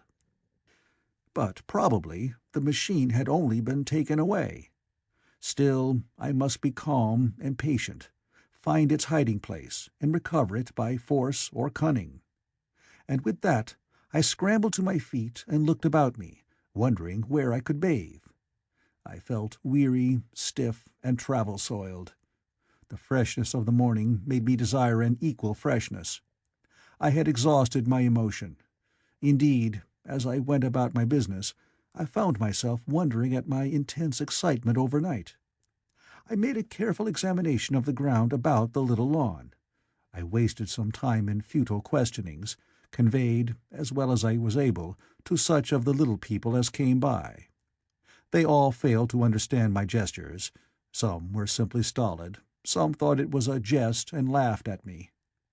I had the hardest task in the world to keep my hands off their pretty, laughing faces. It was a foolish impulse, but the devil begotten of fear and blind anger was ill-curbed and still eager to take advantage of my perplexity. The turf gave better counsel. I found a groove ripped in it, about midway between the pedestal of the Sphinx and the marks of my feet, where, on arrival, I had struggled with the overturned machine. There were other signs of removal about, with queer, narrow footprints, like those I could imagine made by a sloth. This directed my closer attention to the pedestal. It was, as I think I have said, of bronze. It was not a mere block, but highly decorated with deep-framed panels on either side. I went and rapped at these. The pedestal was hollow. Examining the panels with care, I found them discontinuous with the frames. There were no handles or keyholes, but possibly the panels, if they were doors, as I supposed, opened from within. One thing was clear enough to my mind. It took no very great mental effort to infer that my time machine was inside that pedestal. But how it got there was a different problem. I saw the heads of two orange-clad people coming through the bushes and under some blossom-covered apple trees towards me. I turned smiling to them and beckoned them to me. They came, and then, pointing to the bronze pedestal, I tried to intimate my wish to open it. But at my first gesture towards this, they behaved very oddly. I don't know how to convey their expression to you. Suppose you were to use a grossly improper gesture to a delicate-minded woman. It is how she would look. They went off as if they had received the last possible insult. I tried a sweet-looking little chap in white next, with exactly the same result. Somehow his manner made me feel ashamed of myself. But, as you know, I wanted the time machine, and I tried him once more. As he turned off, like the others, my temper got the better of me. In 3 strides I was after him, had him by the loose part of his robe round the neck, and began dragging him towards the Sphinx. Then I saw the horror and repugnance of his face, and all of a sudden I let him go. But I was not beaten yet. I banged with my fist at the bronze panels. I thought I heard something stir inside. To be explicit, I thought I heard a sound like a chuckle, but I must have been mistaken. Then I got a big pebble from the river, and came and hammered till I had flattened a coil in the decorations, and the verdigris came off in powdery flakes. The delicate little people must have heard me hammering in gusty outbreaks a mile away on either hand, but nothing came of it. I saw a crowd of them upon the slopes, looking furtively at me. At last, hot and tired, I sat down to watch the place. But I was too restless to watch long. I am too occidental for a long vigil. I could work at a problem for years, but to wait inactive for 24 hours, that is another matter. I got up after a time and began walking aimlessly through the bushes towards the hill again. "Patience," said I to myself. "If you want your machine again, you must leave that Sphinx alone. If they mean to take your machine away, it's little good your wrecking their bronze panels, and if they don't, you will get it back as soon as you can ask for it. To sit among all those unknown things before a puzzle like that is hopeless. That way lies monomania. Face this world, learn its ways, watch it, be careful of too hasty guesses at its meaning. In the end, you will find clues to it all." Then, suddenly, the humor of the situation came into my mind. The thought of the years I had spent in study and toil to get into the future age, and now my passion of anxiety to get out of it. I had made myself the most complicated and the most hopeless trap that ever a man devised. Although it was at my own expense, I could not help myself. I laughed aloud. Going through the big palace, it seemed to me that the little people avoided me. It may have been my fancy, or it may have had something to do with my hammering at the gates of bronze. Yet I felt tolerably sure of the avoidance. I was careful, however, to show no concern, and to abstain from any pursuit of them, and in the course of a day or two things got back to the old footing. I made what progress I could in the language, and in addition I pushed my explorations here and there. Either I missed some subtle point, or their language was excessively simple, almost exclusively composed of concrete substantives and verbs. There seemed to be few, if any, abstract terms, or little use of figurative language. Their sentences were usually simple and of 2 words, and I failed to convey or understand any but the simplest propositions. I determined to put the thought of my time machine and the mystery of the bronze doors under the Sphinx as much as possible in a corner of memory, until my growing knowledge would lead me back to them in a natural way. Yet a certain feeling, you may understand, tethered me in a circle of a few miles round the point of my arrival. So far as I could see, all the world displayed the same exuberant richness as the Thames Valley. From every hill I climbed, I saw the same abundance of splendid buildings, endlessly varied in material and style, the same clustering thickets of evergreens, the same blossom-laden trees and tree-ferns. Here and there water shone like silver, and beyond, the land rose into blue, undulating hills, and so faded into the serenity of the sky. A peculiar feature, which presently attracted my attention, was the presence of certain circular wells, several, as it seemed to me, of a very great depth. One lay by the path up the hill, which I had followed during my first walk.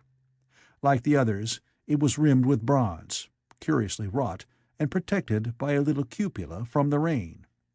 Sitting by the side of these wells, and peering down into the shafted darkness, I could see no gleam of water, nor could I start any reflection with a lighted match. But in all of them I heard a certain sound, a thud-thud-thud, like the beating of some big engine. And I discovered, from the flaring of the matches, that a steady current of air set down the shafts. Further, I threw a scrap of paper into the throat of one, and instead of fluttering slowly down, it was at once sucked swiftly out of sight. After a time, too, I came to connect these wells with tall towers, standing here and there upon the slopes, for above them there was often just such a flicker in the air as one sees on a hot day above a sun-scorched beach. Putting things together, I reached a strong suggestion of an extensive system of subterranean ventilation, whose true import it was difficult to imagine. I was at first inclined to associate it with the sanitary apparatus of these people. It was an obvious conclusion, but it was absolutely wrong. And here, I must admit, that I learned very little of drains and bells and modes of conveyance, and the like conveyances during my time in this real future. In some of these visions of utopias and coming times which I have read, there is a vast amount of detail about building, and social arrangements, and so forth. But while such details are easy enough to obtain when the whole world is contained in one's imagination, they are altogether inaccessible to a real traveller amid such realities as I found here. Conceive the tale of London, which a Negro, fresh from Central Africa, would take back to his tribe. What would he know of railway companies, of social movements, of telephone and telegraph wires, of the parcels delivery company, and postal orders and the like? Yet we, at least, should be willing enough to explain these things to him. And even of what he knew, how much could he make his untravelled friend either apprehend or believe? Then think how narrow the gap between a Negro and a white man of our times, and how wide the interval between myself and these of the Golden Age. I was sensible of much which was unseen, and which contributed to my comfort. But save for a general impression of automatic organization, I fear I can convey very little of the difference to your mind. In the matter of sepulture, for instance, I could see no signs of crematoria nor anything suggestive of tombs. But it occurred to me that possibly there might be cemeteries, or crematoria, somewhere beyond the range of my explorings. This again was a question I deliberately put to myself, and my curiosity was at first entirely defeated upon the point. The thing puzzled me, and I was led to make a further remark, which puzzled me still more, that aged and infirm among these people there were none. I must confess that my satisfaction with my first theories of an automatic civilization and a decadent humanity did not long endure. Yet I could think of no other. Let me put my difficulties. The several big palaces I had explored were mere living places, great dining halls and sleeping apartments. I could find no machinery, no appliances of any kind. Yet These people were clothed in pleasant fabrics that must at times need renewal, and their sandals, though undecorated, were fairly complex specimens of metalwork. Somehow, such things must be made. And the little people displayed no vestige of a creative tendency. There were no shops, no workshops, no sign of importations among them. They spent all their time in playing gently, in bathing in the river, in making love in a half-playful fashion, in eating fruit and sleeping. I could not see how things were kept going. Then again, about the time machine. Something, I knew not what, had taken it into the hollow pedestal of the White Sphinx. Why?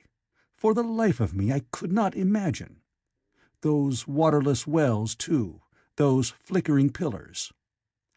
I felt I lacked a clue. I felt— how shall I put it? Suppose you found an inscription, with sentences here and there in excellent plain English, and interpolated therewith others made up of words, of letters even, absolutely unknown to you.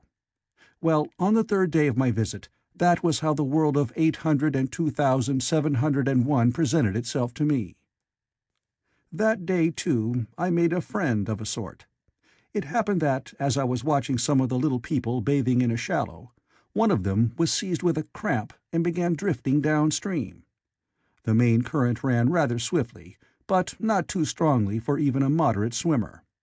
It will give you an idea, therefore, of the strange deficiency in these creatures, when I tell you that none made the slightest attempt to rescue the weakly crying little thing which was drowning before their eyes. When I realized this, I hurriedly slipped off my clothes, and wading in at a point lower down, I caught the poor mite and drew her safe to land. A little rubbing of the limbs soon brought her round, and I had the satisfaction of seeing she was all right before I left her. I had got to such a low estimate of her kind that I did not expect any gratitude from her. In that, however, I was wrong. This happened in the morning.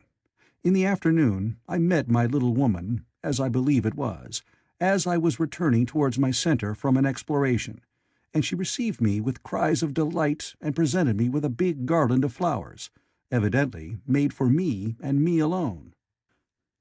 The thing took my imagination. Very possibly I had been feeling desolate. At any rate, I did my best to display my appreciation of the gift. We were soon seated together in a little stone arbor, engaged in conversation, chiefly of smiles. The creature's friendliness affected me exactly as a child's might have done. We passed each other flowers, and she kissed my hands. I did the same to hers. Then I tried talk, and found that her name was Weena, which, though I don't know what it meant, somehow seemed appropriate enough. That was the beginning of a queer friendship which lasted a week, and ended, as I will tell you. She was exactly like a child. She wanted to be with me always. She tried to follow me everywhere, and on my next journey out and about, it went to my heart to tire her down and leave her at last, exhausted, and calling after me rather plaintively. But the problems of the world had to be mastered.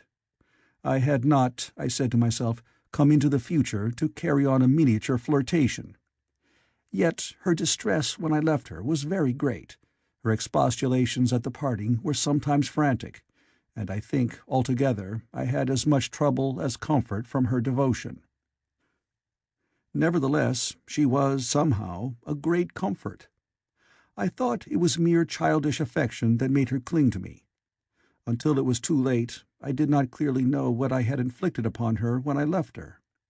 Nor, until it was too late, did I clearly understand what she was to me.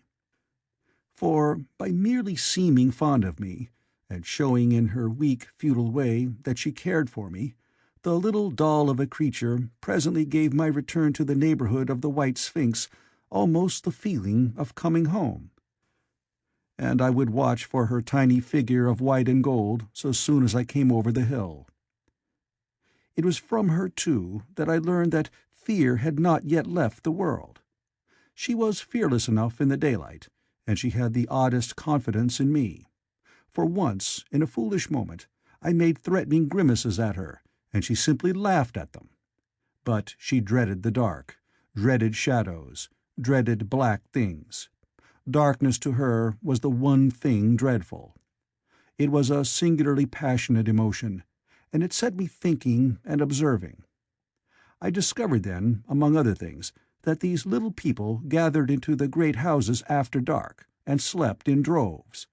To enter upon them without a light was to put them into a tumult of apprehension. I never found one out of doors, or one sleeping alone within doors, after dark. Yet I was still such a blockhead that I missed the lesson of that fear, and in spite of Weena's distress I insisted upon sleeping away from these slumbering multitudes. It troubled her greatly, but in the end her odd affection for me triumphed, and for 5 of the nights of our acquaintance, including the last night of all, she slept with her head pillowed on my arm. But my story slips away from me as I speak of her. It must have been the night before her rescue that I was awakened about dawn. I had been restless, dreaming most disagreeably that I was drowned, and that sea anemones were feeling over my face with their soft palps. I woke with a start, and with an odd fancy that some greyish animal had just rushed out of the chamber. I tried to get to sleep again, but I felt restless and uncomfortable. It was that dim grey hour when things are just creeping out of darkness, when everything is colourless and clear-cut and yet unreal. I got up and went down into the great hall, and so out upon the flagstones in front of the palace. I thought I would make a virtue of necessity and see the sunrise. The moon was setting, and the dying moonlight and the first pallor of dawn were mingled in a ghastly half-light. The bushes were inky black, the ground a sombre grey, the sky colourless and cheerless. And up the hill I thought I could see ghosts. There were several times, as I scanned the slope, I saw white figures. Twice I fancied I saw a solitary white ape-like creature running rather quickly up the hill, and once near the ruins I saw a leash of them carrying some dark body. They moved hastily. I did not see what became of them. It seemed that they vanished among the bushes. The dawn was still indistinct, you must understand. I was feeling that chill, uncertain, early morning feeling you may have known. I doubted my eyes. As the eastern sky grew brighter, and the light of the day came on and its vivid colouring returned upon the world once more, I scanned the view keenly, but I saw no vestige of my white figures.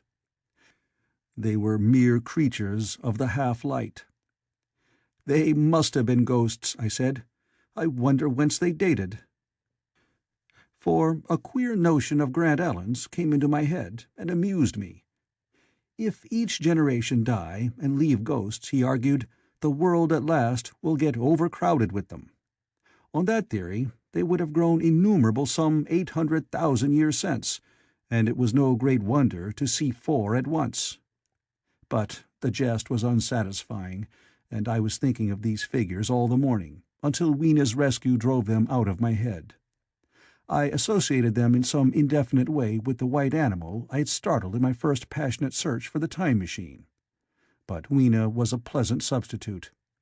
Yet, all the same, they were soon destined to take far deadlier possession of my mind. I think I have said how much hotter than our own was the weather of this golden age. I cannot account for it. It may be that the sun was hotter, or the earth nearer the sun.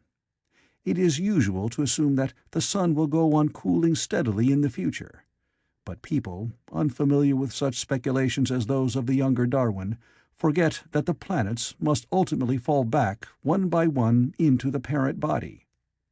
As these catastrophes occur, the sun will blaze with renewed energy, and it may be that some inner planet had suffered this fate.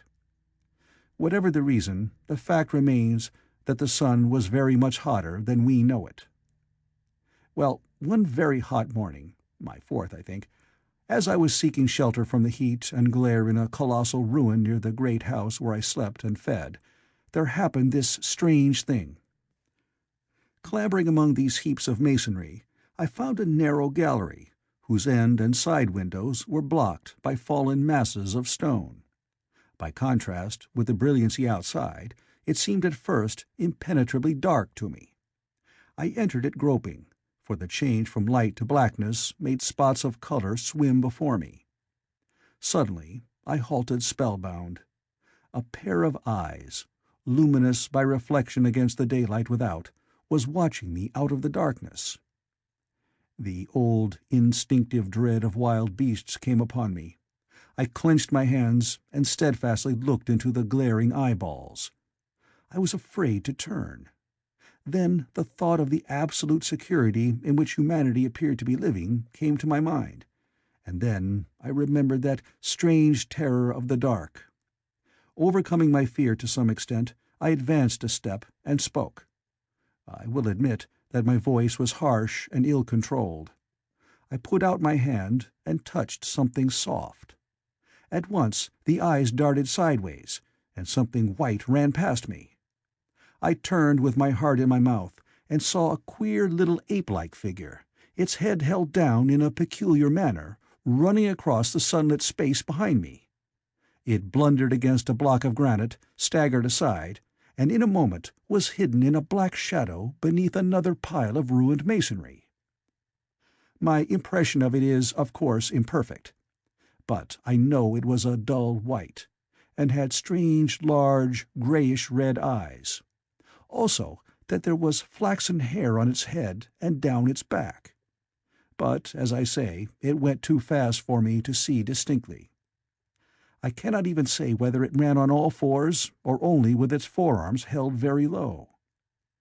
After an instant's pause, I followed it into the second heap of ruins. I could not find it at first, but after a time, in the profound obscurity, I came upon one of those round, well-like openings of which I have told you, half closed by a fallen pillar. A sudden thought came to me. Could this thing have vanished down the shaft? I lit a match, and looking down, I saw a small white moving creature, with large bright eyes which regarded me steadfastly as it retreated. It made me shudder. It was so like a human spider. It was clambering down the wall, and now I saw for the first time a number of metal foot and hand rests forming a kind of ladder down the shaft. Then the light burned my fingers and fell out of my hand, going out as it dropped, and when I lit another, the little monster had disappeared. I do not know how long I sat peering down that well. It was not for some time that I could succeed in persuading myself that the thing I had seen was human. But gradually the truth dawned on me, that man had not remained one species, but had differentiated into two distinct animals, that my graceful children of the upper world were not the sole descendants of our generation, but that this bleached, obscene, nocturnal thing which had flashed before me was also heir to all the ages. I thought of the flickering pillars, and of my theory of an underground ventilation. I began to suspect their true import. And what, I wondered, was this lemur doing in my scheme of a perfectly balanced organization? How was it related to the indolent serenity of the beautiful upper-worlders? And what was hidden down there, at the foot of that shaft? I sat upon the edge of the well, telling myself that, at any rate, there was nothing to fear, and that there I must descend for the solution of my difficulties. And withal, I was absolutely afraid to go. As I hesitated, two of the beautiful upper-world people came running in their amorous sport across the daylight in the shadow. The male pursued the female, flinging flowers at her as he ran. They seemed distressed to find me, my arm against the overturned pillar, peering down the well. Apparently it was considered bad form to remark these apertures, for when I pointed to this one, and tried to frame a question about it in their tongue, they were still more visibly distressed and turned away. But they were interested by my matches, and I struck some to amuse them. I tried them again about the well, and again I failed. So presently I left them, meaning to go back to Weena, and see what I could get from her. but my mind was already in revolution.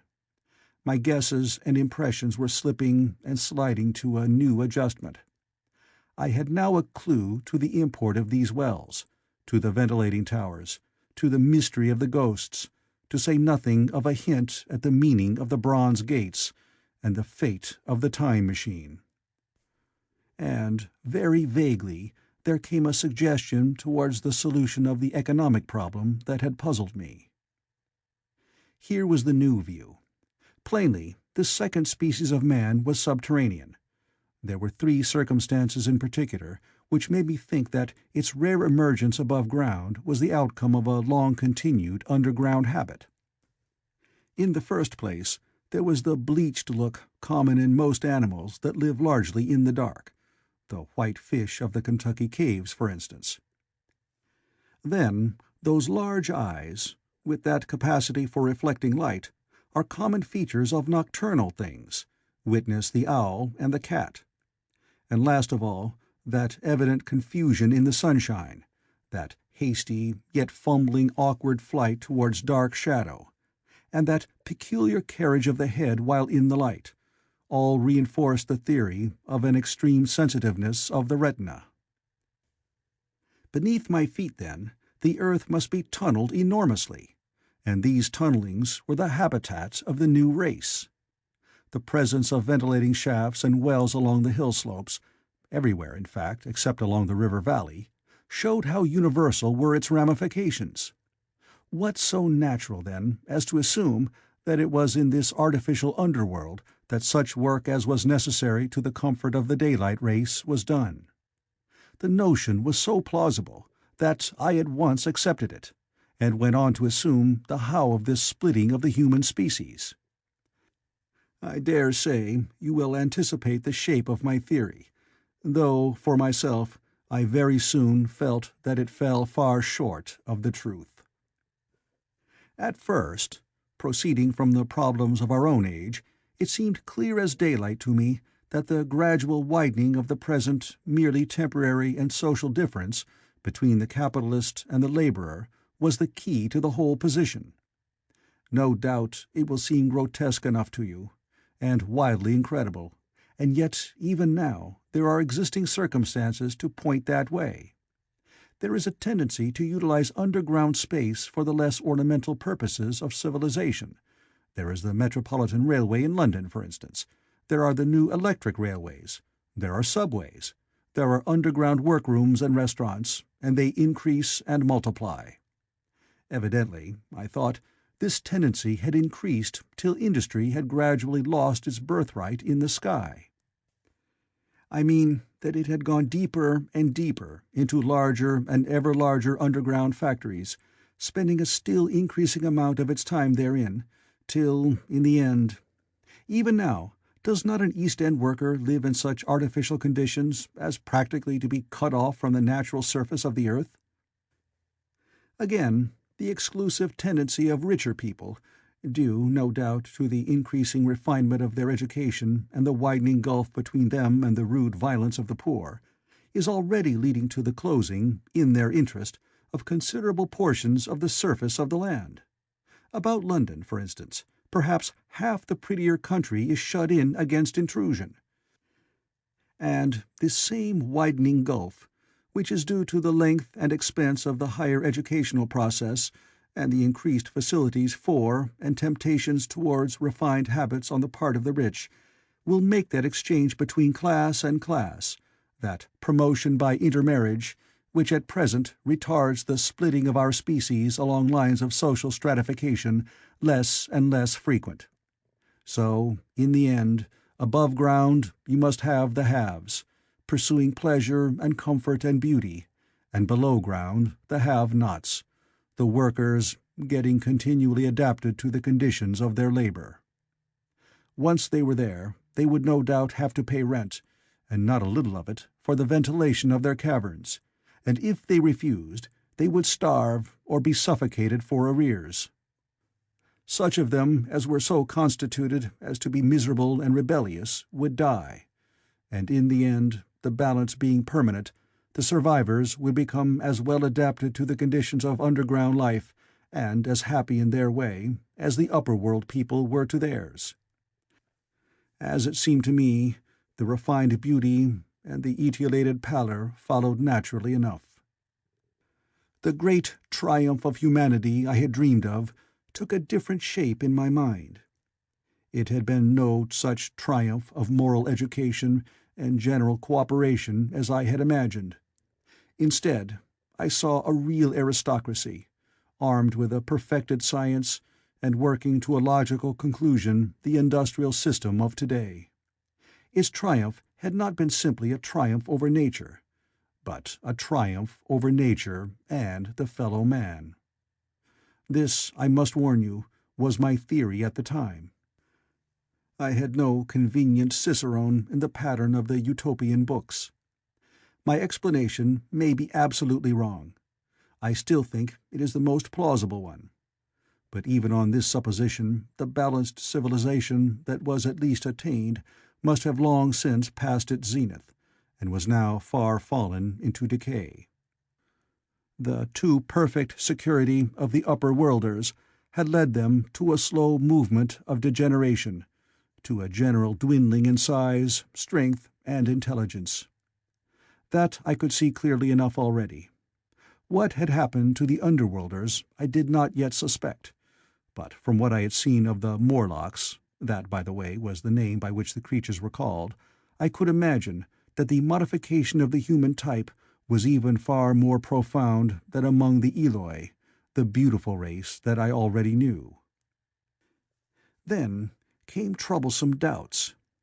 Why had the Morlocks taken my time machine? For I felt sure it was they who had taken it. Why, too, if the Eloi were masters, could they not restore the machine to me? And why were they so terribly afraid of the dark?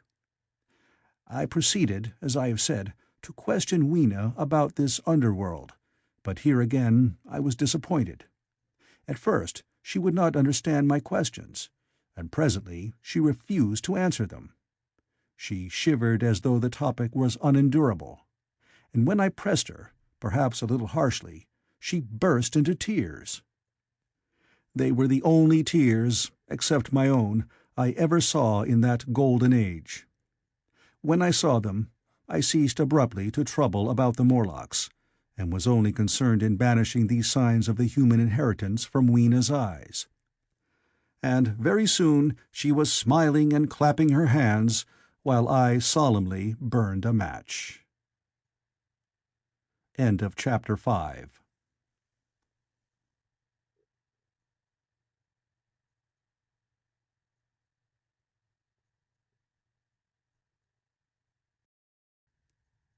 The Time Machine, Chapter 6. It may seem odd to you, but it was 2 days before I could follow up the new-found clue in what was manifestly the proper way. I felt a peculiar shrinking from those pallid bodies.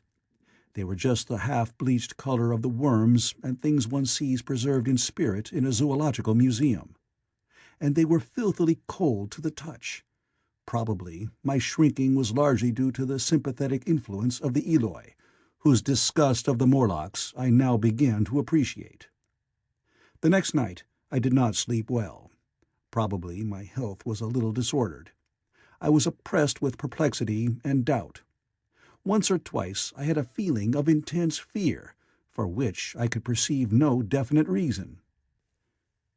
I remember creeping noiselessly into the great hall, where the little people were sleeping in the moonlight. That night Weena was among them, and feeling reassured by their presence.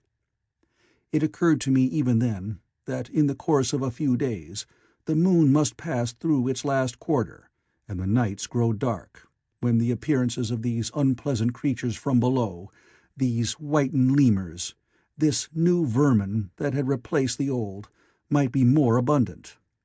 And on both these days I had the restless feeling of one who shirks an inevitable duty. I felt assured that the time machine was only to be recovered by boldly penetrating these underground mysteries. Yet I could not face the mystery. If only I had had a companion, it would have been different. But I was so horribly alone, and even to clamber down into the darkness of the well appalled me. I don't know if you will understand my feeling, but I never felt quite safe at my back. It was this restlessness, this insecurity perhaps, that drove me further and further afield in my exploring expeditions. Going to the southwestward, towards the rising country that is now called Combe Wood, I observed far off, in the direction of 19th-century Banstead, a vast green structure, different in character from any I had hitherto seen. It was larger than the largest of the palaces or ruins I knew, and the facade had an oriental look, the face of it having the luster, as well as the pale green tint, a kind of bluish green of a certain type of Chinese porcelain. This difference in aspect suggested a difference in use, and I was minded to push on and explore. But the day was growing late, and I had come upon the site of the place after a long and tiring circuit, so I resolved to hold over the adventure for the following day, and I returned to the welcome and the caresses of little Weena. But next morning I perceived clearly enough that my curiosity regarding the palace of green porcelain was a piece of self-deception, to enable me to shirk, by another day, an experience I dreaded. I resolved I would make the descent without further waste of time, and started out in the early morning towards a well near the ruins of granite and aluminium. Little Weena ran with me. She danced beside me to the well, but when she saw me lean over the mouth and look downward, she seemed strangely disconcerted. "Good-bye, little Weena," I said, kissing her, and then, putting her down, I began to feel over the parapet for the climbing hooks. Rather hastily, I may as well confess, for I feared my courage might leak away. At first she watched me in amazement. Then she gave a most piteous cry, and running to me, she began to pull at me with her little hands. I think her opposition nerved me rather to proceed. I shook her off, perhaps a little roughly, and in another moment I was in the throat of the well. I saw her agonized face over the parapet, and smiled to reassure her. Then I clung to look down at the unstable hooks to which I clung. I had to clamber down a shaft of perhaps 200 yards. The descent was effected by means of metallic bars projecting from the sides of the well, and these being adapted to the needs of a creature much smaller and lighter than myself, I was speedily cramped and fatigued by the descent. And not simply fatigued. One of the bars bent suddenly under my weight, and almost swung me off into the blackness beneath. For a moment I hung by one hand, and after that experience I did not dare to rest again. Though my arms and back were presently acutely painful, I went on clambering down the sheer descent with as quick a motion as possible. Glancing upward, I saw the aperture, a small blue disk in which a star was visible, while little Weena's head showed as a round black projection. The thudding sound of a machine below grew louder and more oppressive. Everything save that little disk above was profoundly dark, and when I looked up again, Weena had disappeared. I was in an agony of discomfort. I had some thought of trying to go up the shaft again and leave the underworld alone. But even while I turned this over in my mind, I continued to descend. At last, with intense relief, I saw dimly coming up, a foot to the right of me, a slender loophole in the wall. Swinging myself in, I found it was the aperture of a narrow horizontal tunnel in which I could lie down and rest. It was not too soon. My arms ached, my back was cramped, and I was trembling with the prolonged terror of a fall. Besides this, the unbroken darkness had had a distressing effect upon my eyes. The air was full of the throb and hum of machinery pumping air down the shaft. I do not know how long I lay. I was roused by a soft hand touching my face. Starting up in the darkness, I snatched at my matches, and, hastily striking one, I saw 3 stooping white creatures, similar to the one I had seen above ground in the ruin, hastily retreating before the light. Living, as they did, In what appeared to me impenetrable darkness, their eyes were abnormally large and sensitive, just as are the pupils of the abysmal fishes, and they reflected the light in the same way. I have no doubt they could see me in that rayless obscurity, and they did not seem to have any fear of me apart from the light. But so soon as I struck a match in order to see them, they fled incontinently, vanishing into dark gutters and tunnels, from which their eyes glared at me in the strangest fashion. I tried to call to them, but the language they had was apparently different from that of the overworld people, so that I was needs left to my own unaided efforts, and the thought of flight before exploration was even then in my mind. But I said to myself, "You are in for it now," and feeling my way along the tunnel, I found the noise of machinery grow louder. Presently the walls fell away from me, and I came into a large open space, and striking another match, saw that I had entered a vast arched cavern, which stretched into utter darkness beyond the range of my light. The view I had of it was as much as one could see in the burning of a match. Necessarily, my memory is vague. Great shapes like big machines rose out of the dimness, and cast grotesque black shadows, in which dim spectral Morlocks sheltered from the glare. The place, by the by, was very stuffy and oppressive, and a faint halitus of freshly shed blood was in the air. Some way down the central vista was a little table of white metal, laid with what seemed a meal. The Morlocks, at any rate, were carnivorous. Even at the time, I remember wondering what large animal could have survived to furnish the red joint I saw. It was all very indistinct.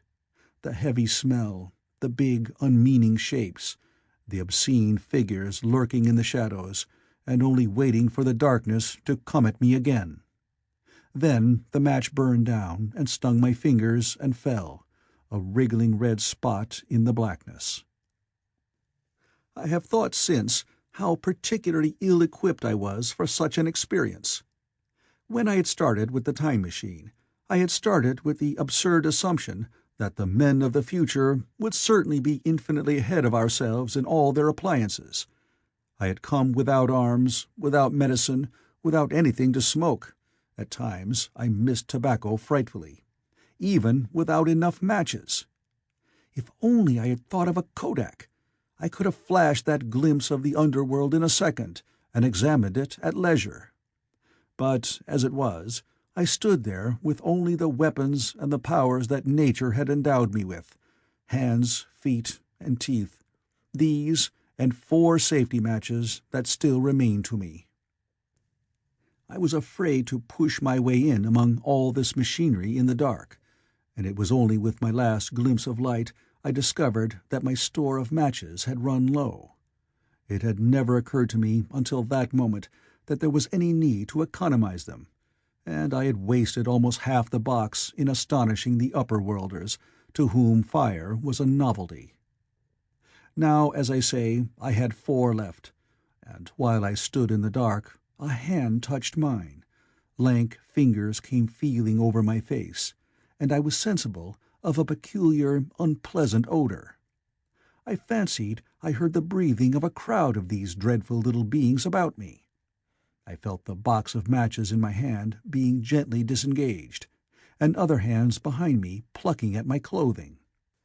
The sense of these unseen creatures examining me was indescribably unpleasant. The sudden realization of my ignorance of their ways of thinking and doing came home to me very vividly in the darkness. I shouted at them as loudly as I could. They started away, and then I could feel them approaching me again. They clutched at me more boldly, whispering odd sounds to each other. I shivered violently, and shouted again rather discordantly. This time they were not so seriously alarmed, and they made a queer laughing noise as they came back at me. I will confess I was horribly frightened. I determined to strike another match and escape under the protection of its glare.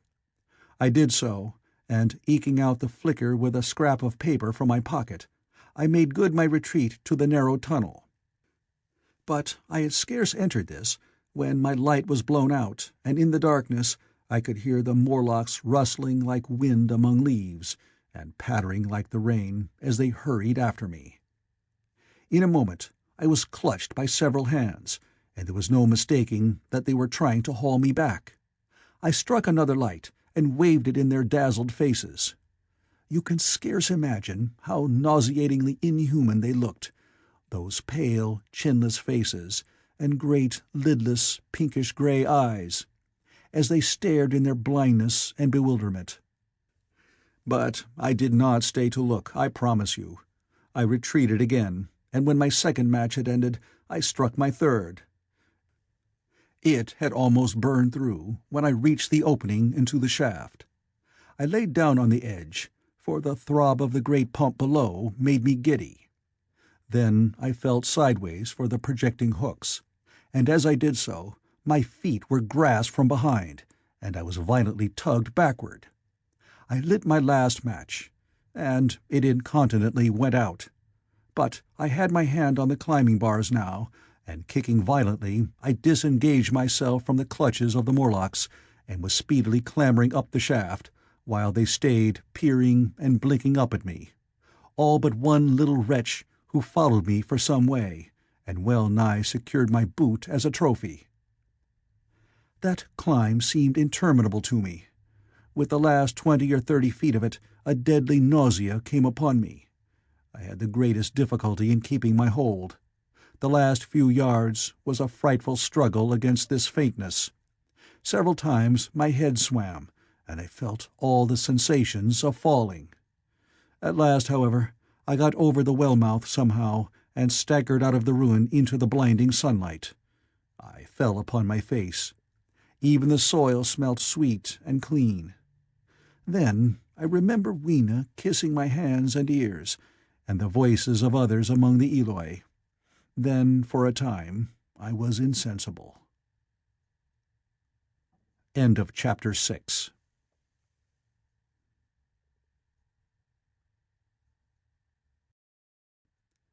The Time Machine. Chapter 7. Now, indeed, I seemed in a worse case than before. Hitherto, except during my night's anguish at the loss of the time machine, I had felt a sustaining hope of ultimate escape, but that hope was staggered by these new discoveries. Hitherto, I had merely thought myself impeded by the childish simplicity of the little people, and by some unknown forces, which I had only to understand to overcome. But there was an altogether new element in the sickening quality of the Morlocks, a something inhuman and malign. Instinctively, I loathed them. Before, I had felt as a man might feel who had fallen into a pit. My concern was with the pit and how to get out of it.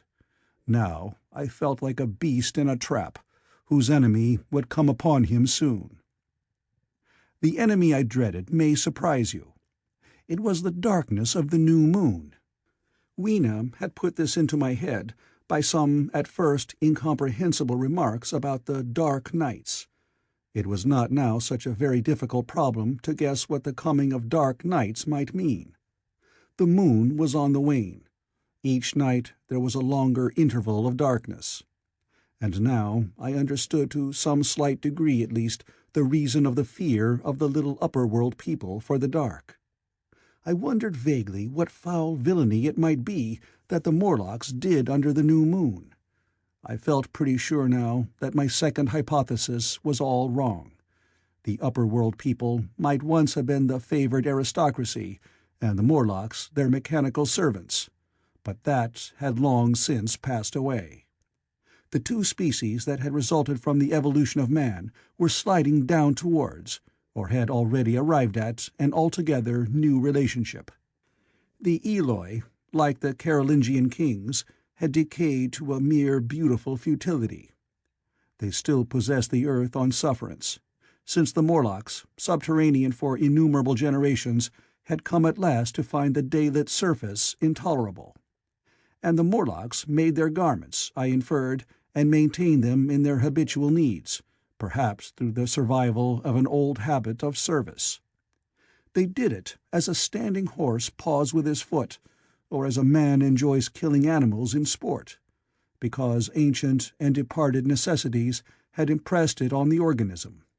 But clearly, the old order was already in part reversed. The nemesis of the delicate ones was creeping on apace. Ages ago, thousands of generations ago, man had thrust his brother man out of the ease and the sunshine, and now that brother was coming back changed. Already the Eloi had begun to learn one old lesson anew. They were becoming reacquainted with fear. And suddenly there came into my head the memory of the meat I had seen in the underworld. It seemed odd how it floated into my mind, not stirred up, as it were, by the current of my meditations, but coming in almost like a question from outside. I tried to recall the form of it. I had a vague sense of something familiar, but I could not tell what it was at the time. Still, however helpless the little people in the presence of their mysterious fear, I was differently constituted. I came out of this age of ours, this ripe prime of the human race, when fear does not paralyze and mystery has lost its terrors. I, at least, would defend myself. Without further delay, I determined to make myself arms and a fastness where I might sleep. With that refuge as a base, I could face this strange world with some of that confidence I had lost in realizing to what creatures night by night I lay exposed. I felt I could never sleep again until my bed was secure from them. I shuddered with horror to think how they must already have examined me. I wandered during the afternoon along the valley of the Thames, but found nothing that commended itself to my mind as inaccessible. All the buildings and trees seemed easily practical to such dexterous climbers as the Morlocks, to judge by their wells, must be. Then the tall pinnacles of the Palace of Green Porcelain and the polished gleam of its walls came back to my memory, and in the evening, taking Weena like a child upon my shoulder, I went up the hills towards the southwest. The distance, I had reckoned, was 7 or 8 miles, but it must have been nearer 18. I had first seen the place on a moist afternoon, when distances are deceptively diminished. In addition, the heel of one of my shoes was loose, and a nail was working through the sole. They were comfortable old shoes I wore about indoors, so that I was lame. And it was already long past sunset when I came in sight of the palace, silhouetted black against the pale yellow of the sky. Weena had been hugely delighted when I began to carry her, but after a while she desired me to let her down and ran along by the side of me, occasionally darting off on either hand to pick flowers to stick in my pockets. My pockets had always puzzled Weena, but at the last she had concluded that they were an eccentric kind of vase for floral decoration. At least she utilized them for that purpose. And that reminds me, in changing my jacket I found— The time-traveler paused, put his hand into his pocket, and silently placed 2 withered flowers, not unlike very large white mallows, upon the little table. Then he resumed his narrative. As the hush of the evening crept over the world, and we proceeded over the hill crest towards Wimbledon, Weena grew tired and wanted to return to the house of grey stone. But I pointed out the distant pinnacles of the Palace of Green Porcelain to her, and contrived to make her understand that we were seeking a refuge there from her fear. You know that great pause that comes upon things before the dusk? Even the breeze stops in the trees. To me, there is always an air of expectation about that evening stillness. The sky was clear, remote, and empty, save for a few horizontal bars far down in the sunset. Well, that night, the expectation took the color of my fears. In that darkling calm, my senses seemed preternaturally sharpened. I fancied I could even feel the hollowness of the ground beneath my feet, could, indeed, almost see through it the Morlocks on their ant-hill, going hither and thither and waiting for the dark. In my excitement, I fancied that they would receive my invasion of their burrows as a declaration of war. And why had they taken my time machine? So we went on in the quiet, and the twilight deepened into night. The clear blue of the distance faded, and one star after another came out. The ground grew dim and the trees black. Weena's fears and her fatigue grew upon her. I took her in my arms and talked to her and caressed her. Then, as the darkness grew deeper, she put her arms round my neck, and closing her eyes, tightly pressed her face against my shoulder. So we went down a long slope into a valley, and there, in the dimness, I almost walked into a little river. This I waded, and went up on the opposite side of the valley, past a number of sleeping houses, and by a statue, a faun or some such figure, minus the head. Here, too, were acacias. So far I had seen nothing of the Morlocks, but it was yet early in the night, and the darker hours before the old moon rose were still to come. From the brow of the next hill I saw a thick wood spreading wide and black before me. I hesitated at this. I could see no end to it, either to the right or the left. Feeling tired, my feet in particular were very sore, I carefully lowered Weena from my shoulder as I halted, and sat down upon the turf. I could no longer see the palace of green porcelain, and I was in doubt of my direction. I looked into the thickness of the wood and thought of what it might hide. Under that dense tangle of branches one would be out of sight of the stars. Even were there no other lurking danger, a danger I did not care to let my imagination loose upon, there would still be all the roots to stumble over and the tree boles to strike against. I was very tired, too, after the excitements of the day, so I decided that I would not face it, but would pass the night upon the open hill. Weena, I was glad to find, was fast asleep. I carefully wrapped her in my jacket and sat down beside her to wait for the moonrise. The hillside was quiet and deserted, but from the black of the wood there came now and then a stir of living things. Above me shone the stars, for the night was very clear. I felt a certain sense of friendly comfort in their twinkling. All the old constellations had gone from the sky, however. That slow movement which is imperceptible in 100 human lifetimes had long since rearranged them in unfamiliar groupings. But the Milky Way, it seemed to me, was still the same tattered streamer of stardust as of yore. Southward, as I judged it, was a very bright red star that was new to me. It was even more splendid than our own green Sirius. And amid all these scintillating points of light, one bright planet shone kindly and steadily, like the face of an old friend. Looking at these stars suddenly dwarfed my own troubles and all the gravities of terrestrial life. I thought of their unfathomable distance, and the slow, inevitable drift of their movements out of the unknown past into the unknown future. I thought of the great precessional cycle that the pole of the earth describes. Only 40 times had that silent revolution occurred during all the years that I had traversed, and during these few revolutions all the activity, all the traditions, the complex organizations, the nations, languages, literatures, aspirations, even the mere memory of man as I knew him, had been swept out of existence. Instead were these frail creatures, who had forgotten their high ancestry, and the white things of which I went in terror. Then I thought of the great fear that was between the two species, and for the first time, with a sudden shiver, came the clear knowledge of what the meat I had seen might be. Yet it was too horrible. I looked at little Weena sleeping beside me, her face white and star-like under the stars, and forthwith dismissed the thought. Through that long night I held my mind off the Morlocks as well as I could, and whiled away the time by trying to fancy I could find signs of the old constellations in the new confusion. The sky kept very clear, except for a hazy cloud or so. No doubt I dozed at times. Then, as my vigil wore on, came a faintness in the eastward sky, like the reflection of some colourless fire, and the old moon rose, thin and peaked and white.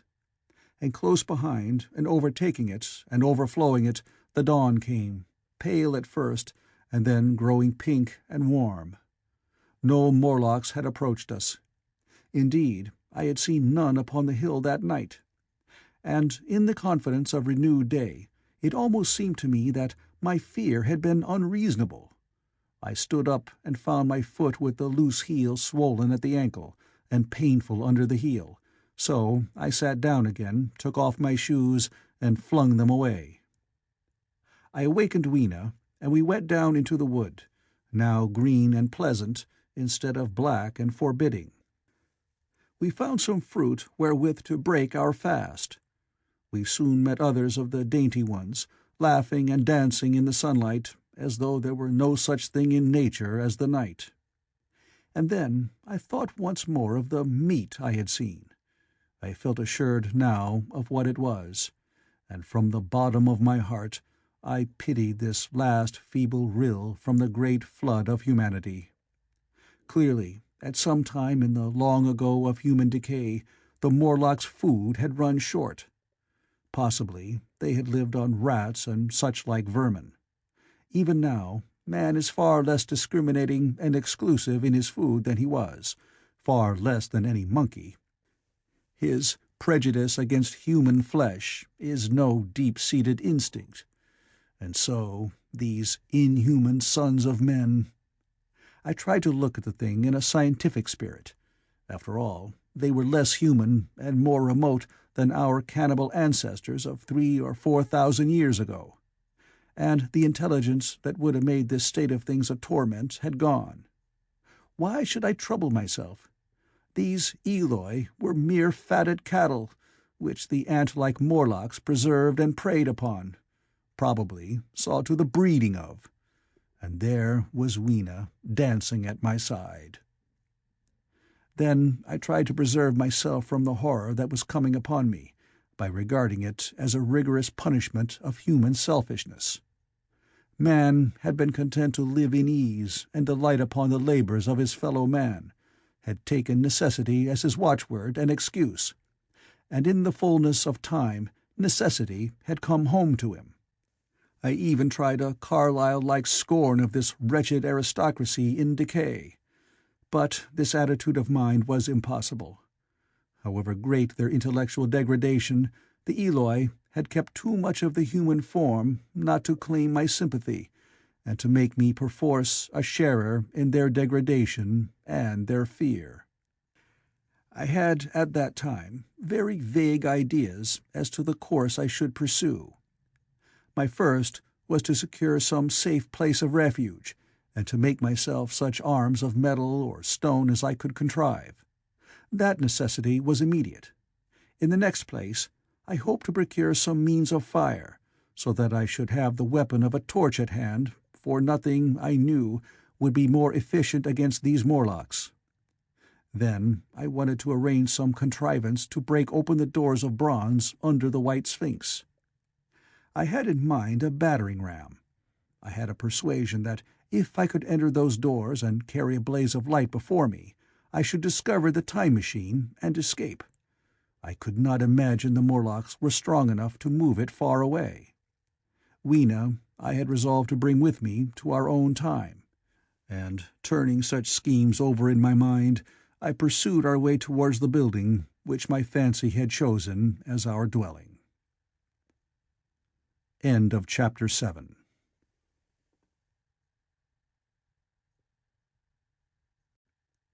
The Time Machine. Chapter 8.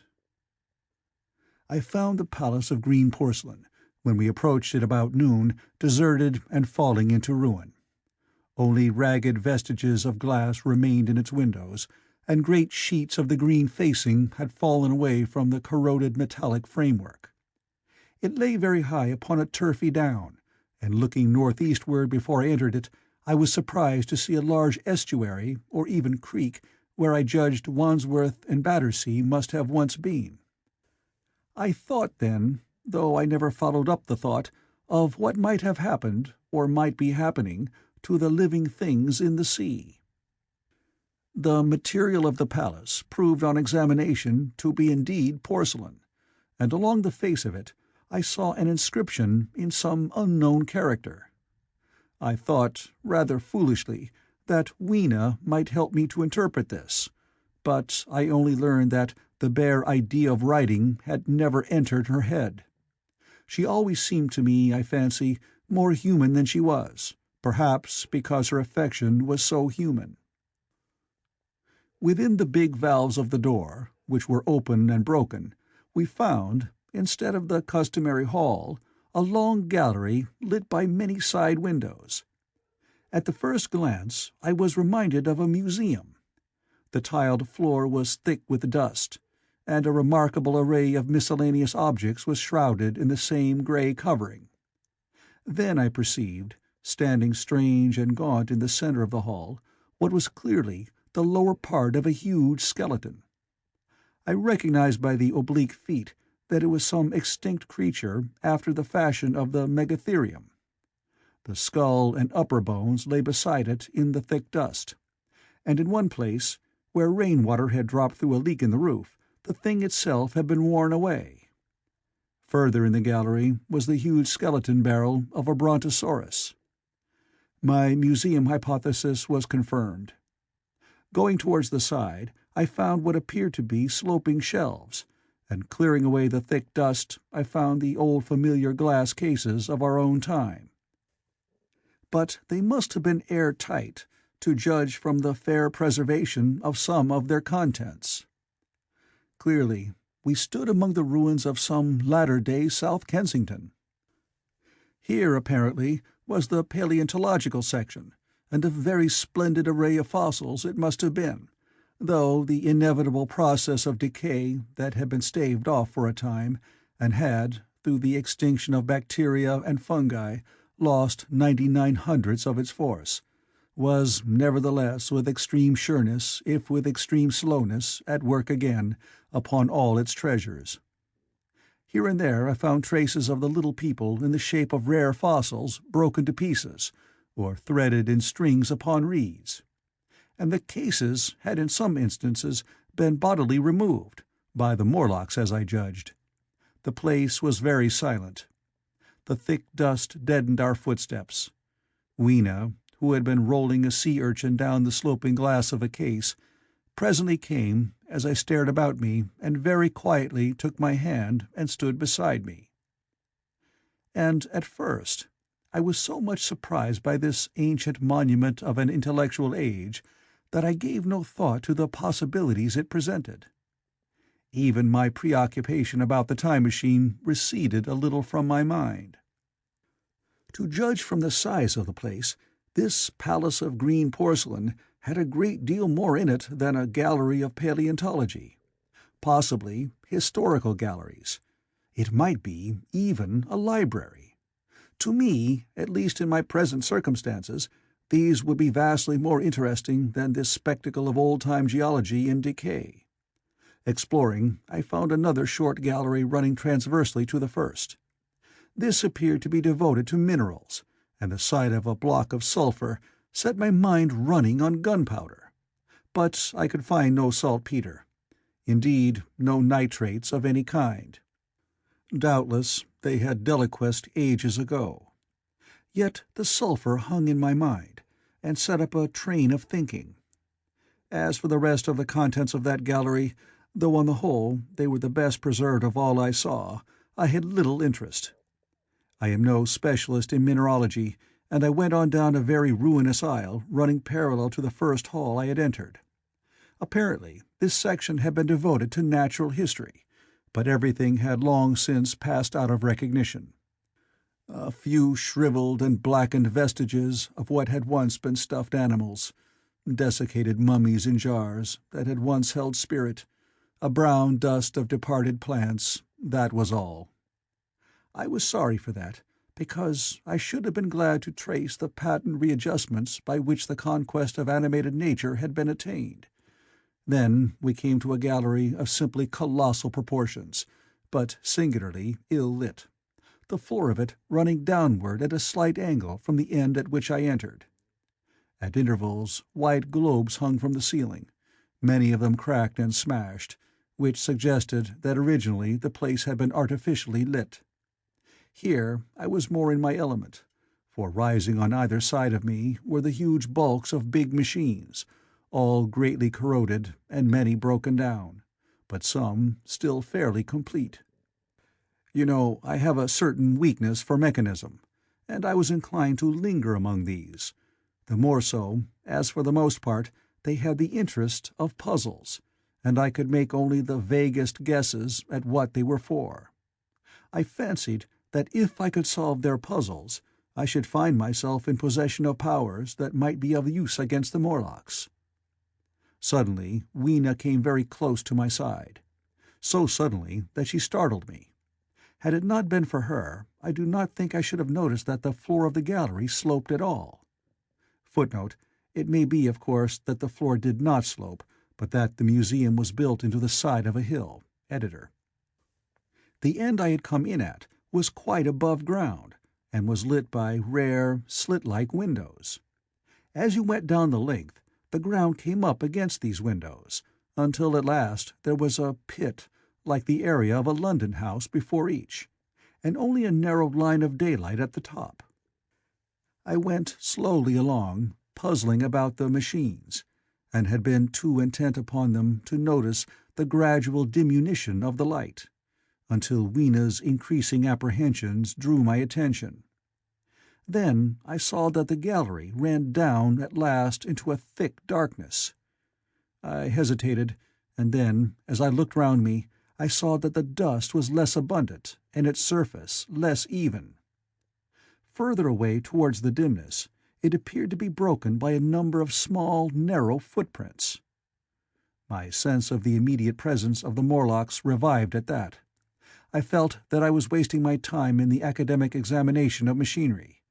I called to mind that it was already far advanced in the afternoon, and that I had still no weapon, no refuge, and no means of making a fire. And then, down in the remote blackness of the gallery, I heard a peculiar pattering, and the same odd noises I had heard down the well. I took Weena's hand. Then, struck with a sudden idea, I left her and turned to a machine from which projected a lever not unlike those in a signal box. Clambering up the stand and grasping this lever in my hands, I put all my weight upon it sideways. Suddenly Weena, deserted in the central aisle, began to whimper. I had judged the strength of the lever pretty correctly, for it snapped after a minute's strain, and I rejoined her with a mace in my hand, more than sufficient, I judged, for any Morlock skull I might encounter. And I longed very much to kill a Morlock or so. Very inhuman, you may think, to want to go killing one's own descendants. But it was impossible, somehow, to feel any humanity in the things.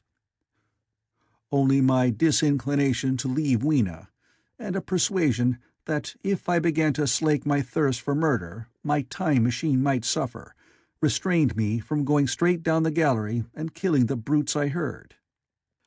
Well, mace in one hand and Weena in the other, I went out of that gallery and into another and still larger one, which, at the first glance, reminded me of a military chapel hung with tattered flags. The brown and charred rags that hung from the sides of it I presently recognized as the decaying vestiges of books. They had long since dropped to pieces, and every semblance of print had left them. But here and there were warped boards and cracked metallic clasps that told the tale well enough. Had I been a literary man, I might, perhaps, have moralized upon the futility of all ambition. But as it was, the thing that struck me with the keenest force was the enormous waste of labor to which this somber wilderness of rotting paper testified. At the time, I will confess that I thought chiefly of the Philosophical Transactions and my own 17 papers upon physical optics.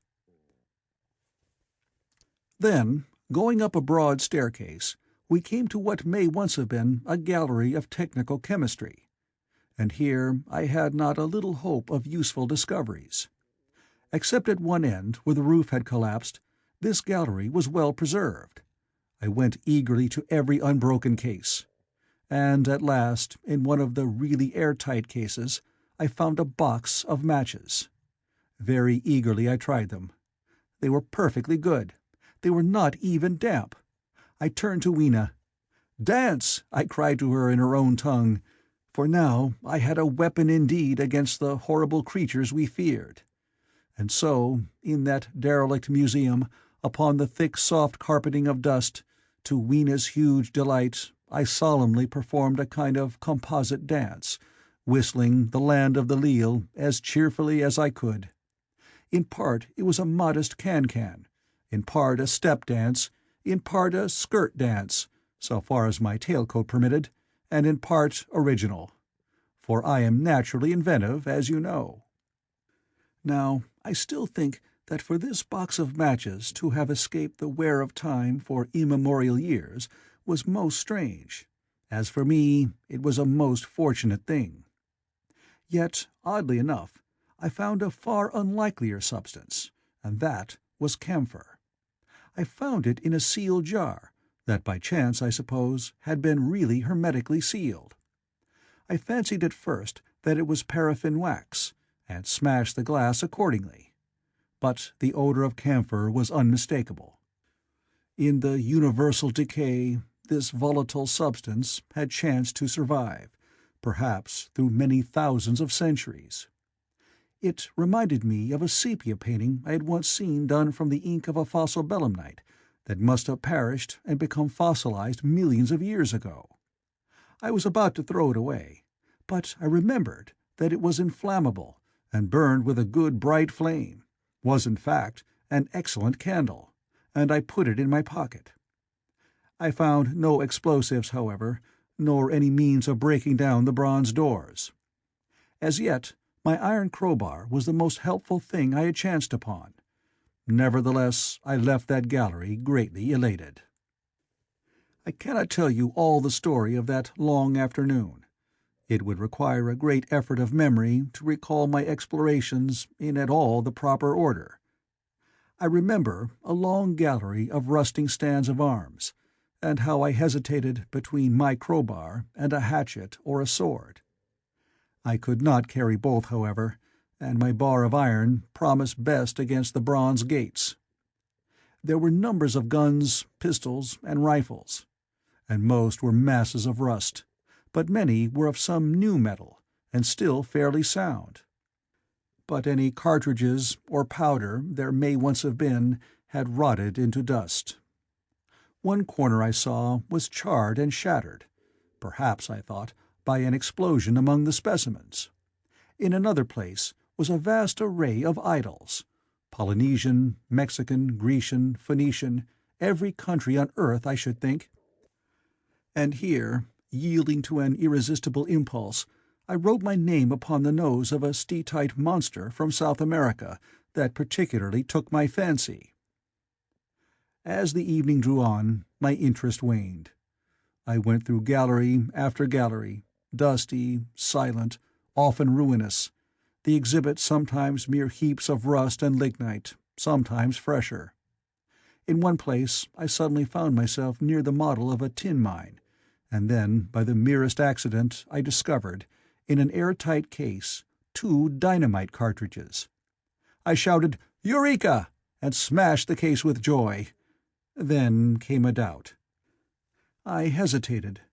Then, selecting a little side gallery, I made my essay.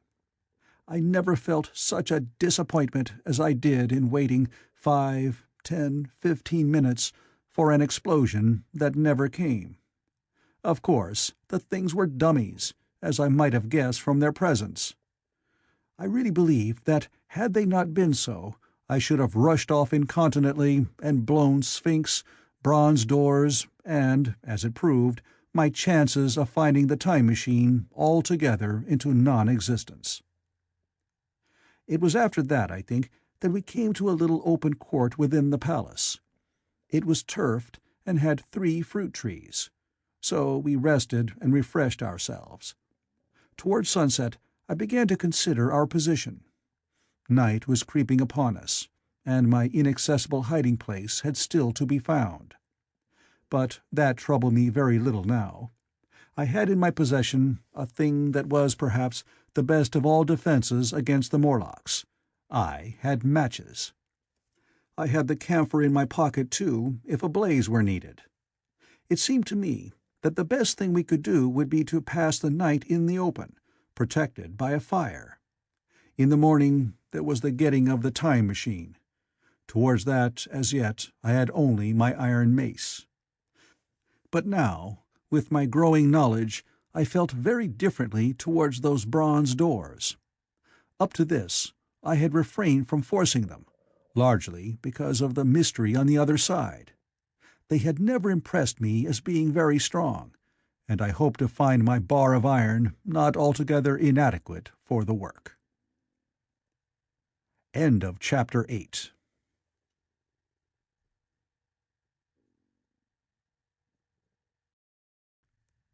The Time Machine. Chapter 9. We emerged from the palace while the sun was still in part above the horizon. I was determined to reach the White Sphinx early the next morning, and ere the dusk I proposed pushing through the woods that had stopped me on the previous journey. My plan was to go as far as possible that night, and then, building a fire, to sleep in the protection of its glare. Accordingly, as we went along, I gathered any sticks or dried grass I saw, and presently had my arms full of such litter. Thus loaded, our progress was slower than I had anticipated, and besides, Weena was tired. And I began to suffer from sleepiness too, so that it was full night before we reached the wood. Upon the shrubby hill of its edge, Weena would have stopped, fearing the darkness before us. But a singular sense of impending calamity, that should indeed have served me as a warning, drove me onward. I had been without sleep for a night and 2 days, and I was feverish and irritable. I felt sleep coming upon me, and the Morlocks with it. While we hesitated, among the black bushes behind us, and dim against their blackness, I saw 3 crouching figures. There was scrub and long grass all about us, and I did not feel safe from their insidious approach. The forest, I calculated, was rather less than a mile across. If we could get through it to the bare hillside, there, as it seemed to me, was an altogether safer resting place. I thought that with my matches and my camphor I could contrive to keep my path illuminated through the woods. Yet it was evident that if I was to flourish matches with my hands, I should have to abandon my firewood. So, rather reluctantly, I put it down. And then it came into my head that I would amaze our friends behind by lighting it. I was to discover the atrocious folly of this proceeding, but it came to my mind as an ingenious move for covering our retreat. I don't know if you have ever thought what a rare thing flame must be in the absence of man and in a temperate climate. The sun's heat is rarely strong enough to burn, even when it is focused by dewdrops, as is sometimes the case in more tropical districts. Lightning may blast and blacken, but it rarely gives rise to widespread fire. Decaying vegetation may occasionally smolder with the heat of its fermentation, but this rarely results in flame. In this decadence, too, the art of fire-making had been forgotten on the earth. The red tongues that went licking up my heap of wood were an altogether new and strange thing to Weena. She wanted to run to it and play with it. I believe she would have cast herself into it had I not restrained her. But I caught her up, and in spite of her struggles, plunged boldly before me into the wood. For a little way the glare of my fire lit the path. Looking back presently, I could see, through the crowded stems, that from my heap of sticks the blaze had spread to some bushes adjacent, and a curved line of fire was creeping up the grass of the hill. I laughed at that, and turned again to the dark trees before me. It was very black, and Weena clung to me convulsively, but there was still, as my eyes grew accustomed to the darkness, sufficient light for me to avoid the stems. Overhead it was simply black, except where a gap of remote blue sky shone down upon us here and there. I struck none of my matches because I had no hand free. Upon my left arm I carried my little one. In my right hand I had my iron bar. For some way I heard nothing but the crackling twigs under my feet, the faint rustle of the breeze above, and my own breathing and the throb of the blood vessels in my ears. Then I seemed to know of a pattering about me. I pushed on grimly. The pattering grew more distinct, and then I caught the same queer sound and voices I had heard in the underworld. There were evidently several of the Morlocks, and they were closing in upon me. Indeed, in another minute I felt a tug at my coat, then something at my arm, and Weena shivered violently and became quite still. It was time for a match, but to get one I must put her down. I did so, and as I fumbled with my pocket, a struggle began in the darkness about my knees, perfectly silent on her part, and with the same peculiar cooing sounds from the Morlocks. Soft little hands, too, were creeping over my coat and back, touching even my neck. Then the match scratched and fizzed. I held it flaring, and saw the white backs of the Morlocks in flight amid the trees. I hastily took a lump of camphor from my pocket, and prepared to light it as soon as the match should wane. Then I looked at Weena. She was lying clutching my feet, and quite motionless, with her face to the ground. With a sudden fright, I stooped to her. She seemed scarcely to breathe.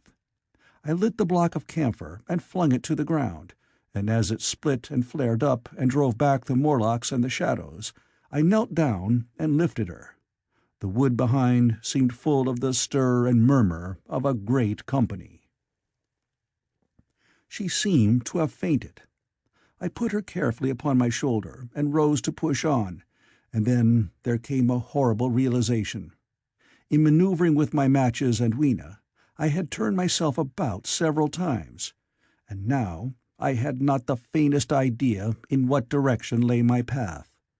For all I knew, I might be facing back towards the Palace of Green Porcelain. I found myself in a cold sweat. I had to think rapidly what to do. I determined to build a fire and encamp where we were. I put Weena, still motionless, down upon a turfy bowl, and very hastily, as my first lump of camphor waned, I began collecting sticks and leaves. Here and there, out of the darkness round me, the Morlock's eyes shone like carbuncles. The camphor flickered and went out. I lit a match, and as I did so, two white forms that had been approaching Weena dashed hastily away. One was so blinded by the light that he came straight for me, and I felt his bones grind under the blow of my fist. He gave a whoop of dismay, staggered a little way, and fell down. I lit another piece of camphor and went on gathering my bonfire. Presently I noticed how dry was some of the foliage above me, for since my arrival on the time machine, a matter of a week, no rain had fallen. So instead of casting about among the trees for fallen twigs, I began leaping up and dragging down branches. Very soon I had a choking, smoky fire of green wood and dry sticks, and could economize my camphor. Then I turned to where Lena lay beside my iron mace. I tried what I could to revive her, but she lay like one dead. I could not even satisfy myself whether or not she breathed. Now the smoke of the fire beat over towards me, and it must have made me heavy of a sudden. Moreover, the vapor of camphor was in the air. My fire would not need replenishing for an hour or so. I felt very weary after my exertion, and sat down. The wood, too, was full of a slumberous murmur that I did not understand. I seemed just to nod and open my eyes. But all was dark, and the Morlocks had their hands upon me. Flinging off their clinging fingers, I hastily felt in my pocket for the matchbox, and it had gone. Then they gripped and closed with me again. In a moment I knew what had happened. I had slept, and my fire had gone out, and the bitterness of death came over my soul. The forest seemed full of the smell of burning wood. I was caught by the neck, by the hair, by the arms, and pulled down. It was indescribably horrible in the darkness to feel all those soft creatures heaped upon me. I felt as if I was in a monstrous spider's web. I was overpowered and went down. I felt little teeth nipping at my neck. I rolled over, and as I did so, my hand came against my iron lever. It gave me strength. I struggled up, shaking the human rats from me, and holding the bar short, I thrust where I judged their faces might be. I could feel the succulent giving of flesh and bone under my blows, and for a moment I was free. The strange exultation that so often seems to accompany hard fighting came upon me. I knew that both I and Weena were lost, but I determined to make the Morlocks pay for their meat. I stood with my back to a tree, swinging the iron bar before me. The whole wood was full of the stir and cries of them. A minute passed. Their voices seemed to rise to a higher pitch of excitement, and their movements grew faster. Yet none came within reach. I stood glaring at the blackness. Then suddenly came hope. What if the Morlocks were afraid? And close on the heels of that came a strange thing. The darkness seemed to grow luminous. Very dimly I began to see the Morlocks about me. 3 battered at my feet, and then I recognized, with incredulous surprise, that the others were running, in an incessant stream, as it seemed, from behind me and away through the wood in front. And their backs seemed no longer white, but reddish. As I stood agape, I saw a little red spark go drifting across a gap of starlight between the branches and vanish. And at that I understood the smell of burning wood, the slumberous murmur that was growing now into a gusty roar, the red glow, and the Morlock's flight. Stepping out from behind my tree and looking back, I saw, through the black pillars of the nearer trees, the flames of the burning forest. It was my first fire coming after me. With that I looked for Weena, but she was gone. The hissing and crackling behind me, the explosive thud as each fresh tree burst into flame, left little time for reflection. My iron bar still gripped, I followed in the Morlock's path. It was a close race. Once the flames crept forward so swiftly on my right as I ran that I was outflanked and had to strike off to the left. But at last I emerged upon a small open space, and as I did so, a Morlock came blundering towards me, and past me, and went on straight into the fire. And now I was able to see the most weird and horrible thing, I think, of all that I beheld in that future age. This whole space was as bright as day, with the reflection of the fire. In the center was a hillock or tumulus, surmounted by a scorched hawthorn. Beyond this was another arm of the burning forest, with yellow tongues already writhing from it, completely encircling the space with a fence of fire. Upon the hillside were some 30 or 40 Morlocks, dazzled by the light and heat, and blundering hither and thither against each other in their bewilderment. At first I did not realize their blindness, and struck furiously at them with my bar, in a frenzy of fear, as they approached me, killing one and crippling several more. But when I had watched the gestures of one of them groping under the hawthorn against the red sky, and heard their moans, I was assured of their absolute helplessness and misery in the glare, and I struck no more of them. Yet every now and then one would come straight towards me, setting loose a quivering horror that made me quick to elude him. At one time the flames died down somewhat, and I feared the foul creatures would presently be able to see me. I was thinking of beginning the fight by killing some of them before this should happen, but the fire burst out again brightly, and I stayed my hand. I walked about the hill among them and avoided them, looking for some trace of Weena. But Weena was gone. At last I sat down on the summit of the hillock and watched this strange, incredible company of blind things groping to and fro, and making uncanny noises to each other as the glare of the fire beat on them. The coiling uprush of smoke streamed across the sky, and through the rare tatters of that red canopy, remote as though they belonged to another universe, shone the little stars. 2 or 3 Morlocks came blundering into me, and I drove them off with blows of my fists, trembling as I did so. For the most part of that night, I was persuaded it was a nightmare. I bit myself and screamed in a passionate desire to awake. I beat the ground with my hands, and got up and sat down again, and wandered here and there, and again sat down. Then I would fall to rubbing my eyes and calling upon God to let me awake. Thrice I saw Morlocks put their heads down in a kind of agony and rush into the flames. But at last, above the subsiding red of the fire, above the streaming masses of black smoke, and the whitening and blackening tree stumps, and the diminishing numbers of these dim creatures, came the white light of the day. I searched again for traces of Weena, but there were none. It was plain that they had left her poor little body in the forest. I cannot describe how it relieved me to think that it had escaped the awful fate to which it seemed destined. As I thought of that, I was almost moved to begin a massacre of the helpless abominations about me, but I contained myself. The hillock, as I have said, was a kind of island in the forest. From its summit I could now make out through a haze of smoke the palace of green porcelain, and from that I could get my bearings for the White Sphinx. And so, leaving the remnant of these damned souls still going hither and thither and moaning, as the day grew clearer, I tied some grass about my feet and limped on across smoking ashes and among black stems, that still pulsated internally with fire, towards the hiding-place of the time machine.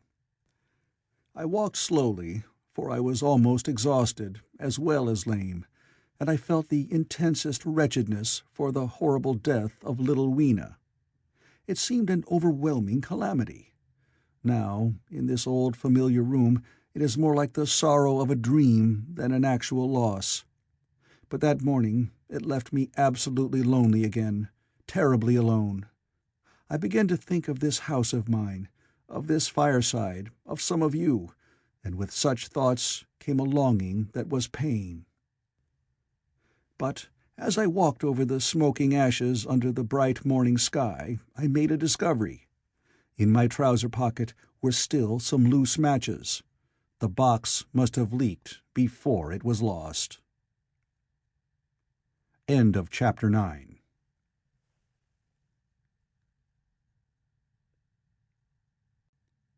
The Time Machine. Chapter 10. About 8 or 9 in the morning, I came to the same seat of yellow metal from which I had viewed the world upon the evening of my arrival. I thought of my hasty conclusions upon that evening, and could not refrain from laughing bitterly at my confidence. Here was the same beautiful scene, the same abundant foliage, the same splendid palaces and magnificent ruins, the same silver river running between its fertile banks. The gay robes of the beautiful people moved hither and thither among the trees. Some were bathing in exactly the place where I had saved Weena, and that suddenly gave me a keen stab of pain. And like blots upon the landscape rose the cupolas above the ways to the underworld. I understood now what all the beauty of the overworld people covered. Very pleasant was their day, as pleasant as the day of the cattle in the field. Like the cattle, they knew of no enemies and provided against no needs. And their end was the same. I grieved to think how brief the dream of the human intellect had been. It had committed suicide. It had set itself steadfastly towards comfort and ease, a balanced society with security and permanency as its watchword. It had attained its hopes, and come to this at last. Once, life and property must have reached almost absolute safety. The rich had been assured of his wealth and comfort, the toiler assured of his life and work. No doubt in that perfect world there had been no unemployed problem, no social question left unsolved, and a great quiet had followed. It is a law of nature we overlook, that intellectual versatility is the compensation for change, danger, and trouble. An animal perfectly in harmony with its environment is a perfect mechanism. Nature never appeals to intelligence until habit and instinct are useless. There is no intelligence where there is no change and no need of change. Only those animals partake of intelligence that have to meet a huge variety of needs and dangers. So, as I see it, the upper-world man had drifted towards his feeble prettiness, and the underworld to mere mechanical industry. But that perfect state had lacked one thing even for mechanical perfection: absolute permanency. Apparently, as time went on, the feeding of the underworld, however it was affected, had become disjointed. Mother Necessity, who had been staved off for a few thousand years, came back again, and she began below. The underworld, being in contact with machinery, which, however perfect, still needs some little thought outside habit, had probably retained perforce rather more initiative, if less of every other human character, than the upper. And when other meat failed them, they turned to what old habit had hitherto forbidden. So I say I saw it in my last view of the world of 802,701. It may be as wrong an explanation as mortal wit could invent. It is how the thing shaped itself to me, and as that I give it to you. After the fatigues, excitements, and terrors of the past days, and in spite of my grief, this seat and the tranquil view and the warm sunlight were very pleasant. I was very tired and sleepy, and soon my theorizing passed into dozing. Catching myself at that, I took my own hint, and spreading myself out upon the turf, I had a long and refreshing sleep. I awoke a little before sunsetting. I now felt safe against being caught napping by the Morlocks, and stretching myself, I came down on the hill towards the White Sphinx. I had my crowbar in one hand, and the other hand played with the matches in my pocket. And now came a most unexpected thing. As I approached the pedestal of the Sphinx, I found the bronze valves were open. They had slid down into grooves. At that, I stopped short before them, hesitating to enter. Within was a small apartment, and on a raised place in the corner of this was the time machine.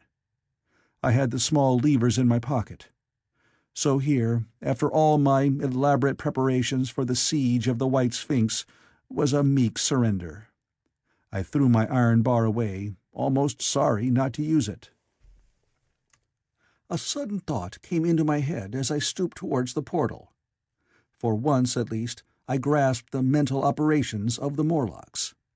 Suppressing a strong inclination to laugh, I stepped through the bronze frame and up to the time machine. I was surprised to find it had been carefully oiled and cleaned. I have suspected since that the Morlocks had even partially taken it to pieces while trying in their dim way to grasp its purpose. Now, as I stood and examined it, finding a pleasure in the mere touch of the contrivance, the thing I had expected happened. The bronze panel suddenly slid up and struck the frame with a clang. I was in the dark, trapped. So the Morlocks thought, and at that I chuckled gleefully. I could already hear their murmuring laughter as they came towards me. Very calmly I tried to strike the match. I had only to fix on the levers and depart then like a ghost. But I had overlooked one little thing. The matches were of that abominable kind that light only on the box. You may imagine how all my calm vanished. The little brutes were close upon me. One touched me. I made a sweeping blow in the dark at them with the levers, and began to scramble into the saddle of the machine. Then came one hand upon me, and then another. Then I had simply to fight against their persistent fingers for my levers, and at the same time feel for the studs over which these fitted. One, indeed, they almost got away from me. As it slipped from my hand, I had to butt in the dark with my head. I could hear the Morlock's skull ring to recover it. It was a nearer thing than the fight in the forest, I think, this last scramble. But at last the lever was fitted and pulled over. The clinging hand slipped from me. The darkness presently fell from my eyes. I found myself in the same grey light and tumult I have already described. End of Chapter 10.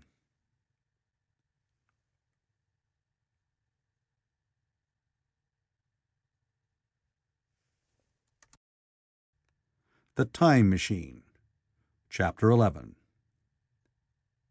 I have already told you of the sickness and confusion that comes with time traveling, and this time I was not seated properly in the saddle, but sideways and in an unstable fashion. For an indefinite time I clung to the machine as it swayed and vibrated, quite unheeding how I went, and when I brought myself to look at the dials again, I was amazed to find where I had arrived. One dial records days, and another thousands of days, another millions of days, and another thousands of millions.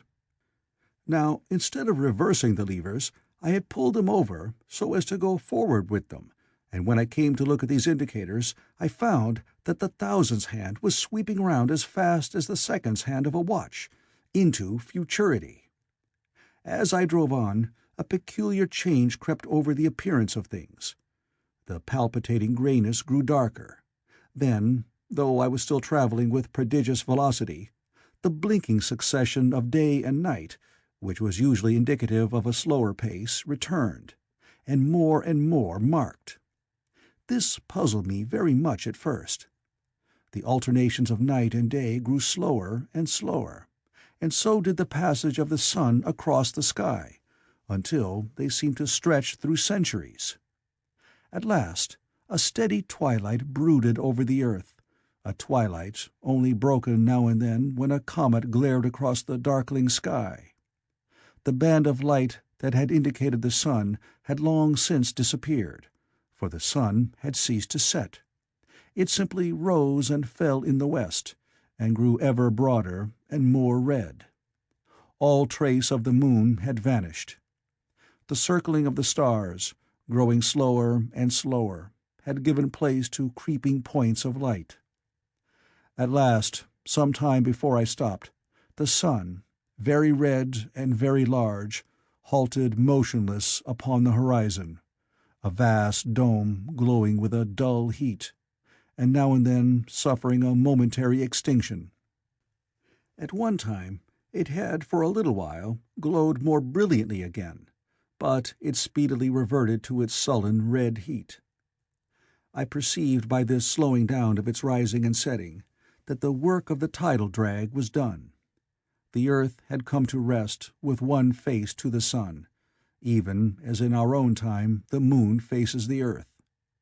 Very cautiously, for I remembered my former headlong fall, I began to reverse my motion. Slower and slower went the circling hands, until the thousands one seemed motionless, and the daily one was no longer a mere mist upon its scale. Still slower until the dim outlines of a desolate beach grew visible. I stopped very gently and sat upon the time machine looking round. The sky was no longer blue. Northeastward it was inky black, and out of the blackness shone brightly and steadily the pale white stars. Overhead it was a deep Indian red, and starless, and southeastward it grew brighter to a glowing scarlet, where, cut by the horizon, lay the huge hull of the sun, red and motionless.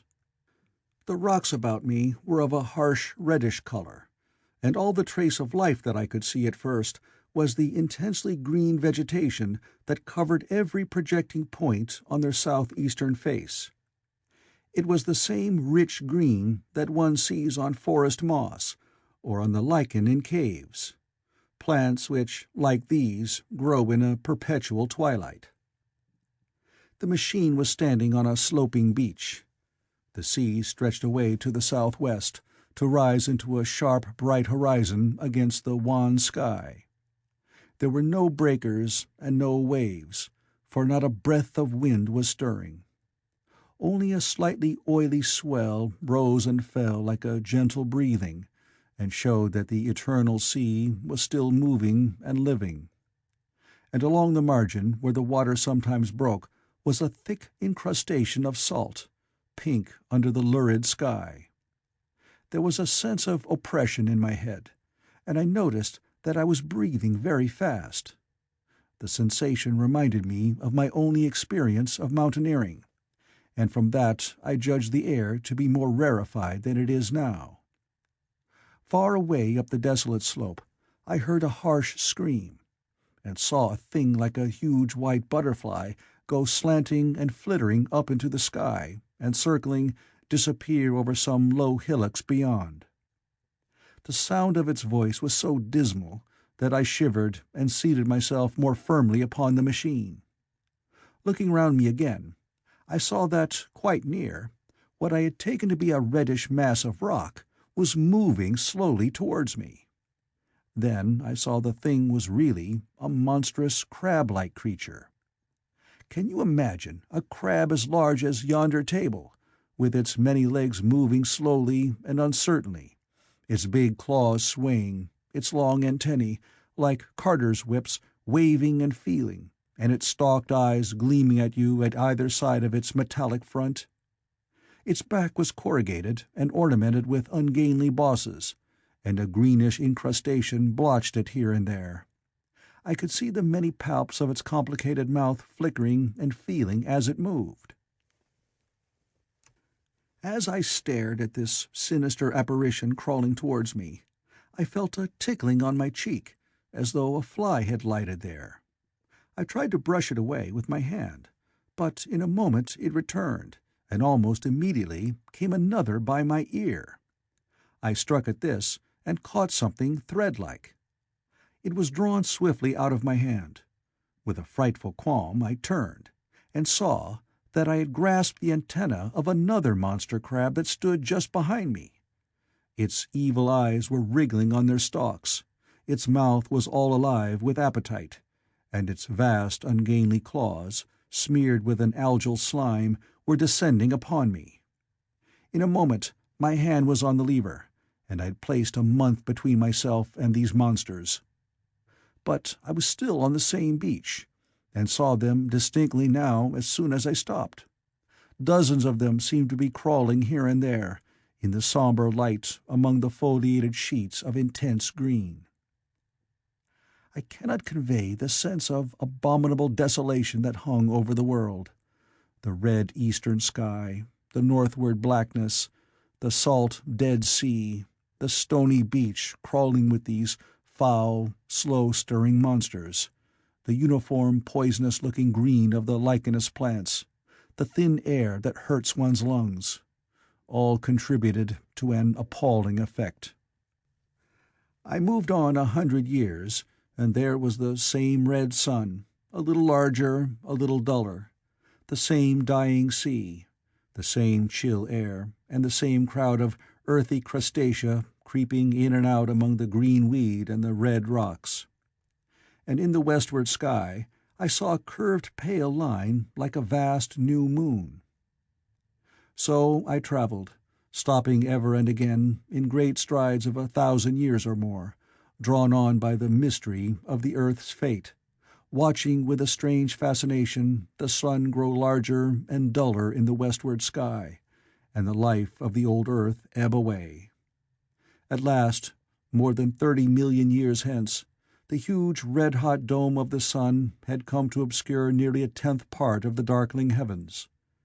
Then I stopped once more, for the crawling multitude of crabs had disappeared, and the red beach, save for its livid green liverworts and lichens, seemed lifeless. And now it was flecked with white. A bitter cold assailed me. Rare white flakes ever and again came eddying down. To the northeastward the glare of snow lay under the starlight of the sable sky, and I could see an undulating crest of hillocks pinkish white. There were fringes of ice among the sea margin, with drifting masses further out, but the main expanse of that salt ocean, all bloody under the eternal sunset, was still unfrozen. I looked about me to see if any traces of animal life remained. A certain indefinable apprehension still kept me in the saddle of the machine. But I saw nothing moving, in earth or sky or sea. The green slime on the rocks alone testified that life was not extinct. A shallow sandbank that appeared in the sea and the water had receded from the beach. I fancied I saw some black object flopping about upon this bank, but it became motionless as I looked at it, and I judged that my eye had been deceived, and that the black object was merely a rock. The stars in the sky were intensely bright, and seemed to me to twinkle very little. Suddenly, I noticed that the circular westward outline of the sun had changed, that a concavity, a bay, had appeared in the curve. I saw this grow larger. For a minute, perhaps, I stared aghast at this blackness that was creeping over the day, and then I realized that an eclipse was beginning. Either the moon or the planet Mercury was passing across the sun's disk. Naturally, at first I took it to be the moon, but there is much to incline me to believe that what I really saw was the transit of an inner planet passing very near to the earth. The darkness grew apace. A cold wind began to blow in freshening gusts from the east, and the showering white flakes in the air increased in number. From the edge of the sea came a ripple and whisper. Beyond these lifeless sounds the world was silent. Silent? It would be hard to convey the stillness of it. All the sounds of man, the bleating of sheep, the cries of birds, the hum of insects, the stir that makes the background of our lives, all that was over. As the darkness thickened, the eddying flakes grew more abundant, dancing before my eyes, and the cold of the air more intense. At last, one by one, swiftly, one after the other, the white peaks of the distant hills vanished into blackness. The breeze rose to a moaning wind. I saw the black central shadow of the eclipse sweeping towards me. In another moment the pale stars alone were visible. All else was rayless obscurity. The sky was absolutely black. A horror of this great darkness came on me. The cold that smote to my marrow, and the pain I felt in breathing, overcame me. I shivered, and a deadly nausea seized me. Then, like a red-hot bow in the sky, appeared the edge of the sun. I got off the machine to recover myself. I felt giddy and incapable of facing the return journey. As I stood sick and confused, I saw again the moving thing upon the shoal. There was no mistake now that it was a moving thing, against the red water of the sea. It was a round thing, the size of a football perhaps, or it may be bigger, and tentacles trailed down from it. It seemed black against the weltering blood-red water, and it was hopping fitfully about. Then I felt I was fainting. But a terrible dread of lying helpless in that remote and awful twilight sustained me while I clambered upon the saddle. End of Chapter 11.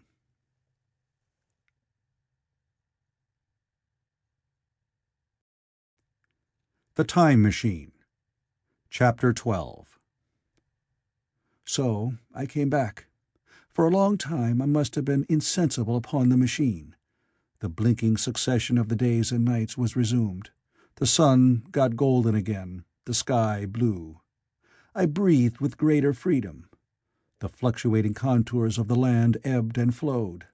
The hand spun backward upon the dials. At last I saw again the dim shadows of houses, the evidences of decadent humanity. These too changed and passed, and others came. Presently, when the million dial was at zero, I slackened speed. I began to recognize our own petty and familiar architecture. The thousands hand ran back to the starting point. The day and night flapped slower and slower. Then the old walls of the laboratory came round me. Very gently now I slowed the mechanism down. I saw one little thing that seemed odd to me. I think I've told you that when I set out, before my velocity became very high, Mrs. Watchett had walked across the room, traveling, as it seemed to me, like a rocket. As I returned, I passed again across that minute when she traversed the laboratory. But now her every motion appeared to be the exact inversion of her previous ones. The door at the lower end opened and she glided quietly up the laboratory, back foremost, and disappeared behind the door by which she had previously entered. Just before that I seemed to see Hillier for a moment, but he passed like a flash. Then I stopped the machine and saw about me again the old familiar laboratory, my tools, my appliances, just as I had left them. I got off the thing, very shaky, and sat down upon my bench. For several minutes I trembled violently. Then I became calmer. Around me was my old workshop again, exactly as it had been. I might have slept there, and the whole thing had been a dream. And yet, not exactly. The thing had started from the southeast corner of the laboratory. It had come to rest again in the northwest, against the wall where you saw it. That gives you the exact distance from my little lawn to the pedestal of the White Sphinx, into which the Morlocks had carried my machine. For a time, my brain went stagnant. Presently I got up and came through the passage here, limping because my heel was still painful, and feeling sorely begrimed. I saw the Pall Mall Gazette on the table by the door. I found the date was indeed today, and looking at the timepiece, saw the hour was almost 8 o'clock. I heard your voices and the clatter of plates. I hesitated. I felt so sick and weak. Then I sniffed good wholesome meat and opened the door on you. You know the rest. I washed and dined, and now I am telling you the story. I know, he said after a pause, that all this will be absolutely incredible to you. To me, the one incredible thing is that I am here tonight in this old, familiar room, looking into your friendly faces and telling you these strange adventures. He looked at the medical man. No, I cannot expect you to believe it. Take it as a lie, or a prophecy. Say I dreamed it in the workshop. Consider I have been speculating upon the destinies of our race until I have hatched this fiction.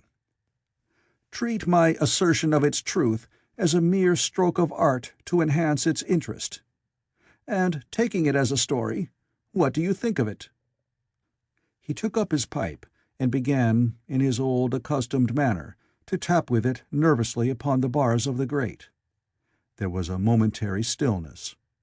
Then chairs began to creak, and shoes to scrape upon the carpet. I took my eyes off the time-traveler's face, and looked round at his audience.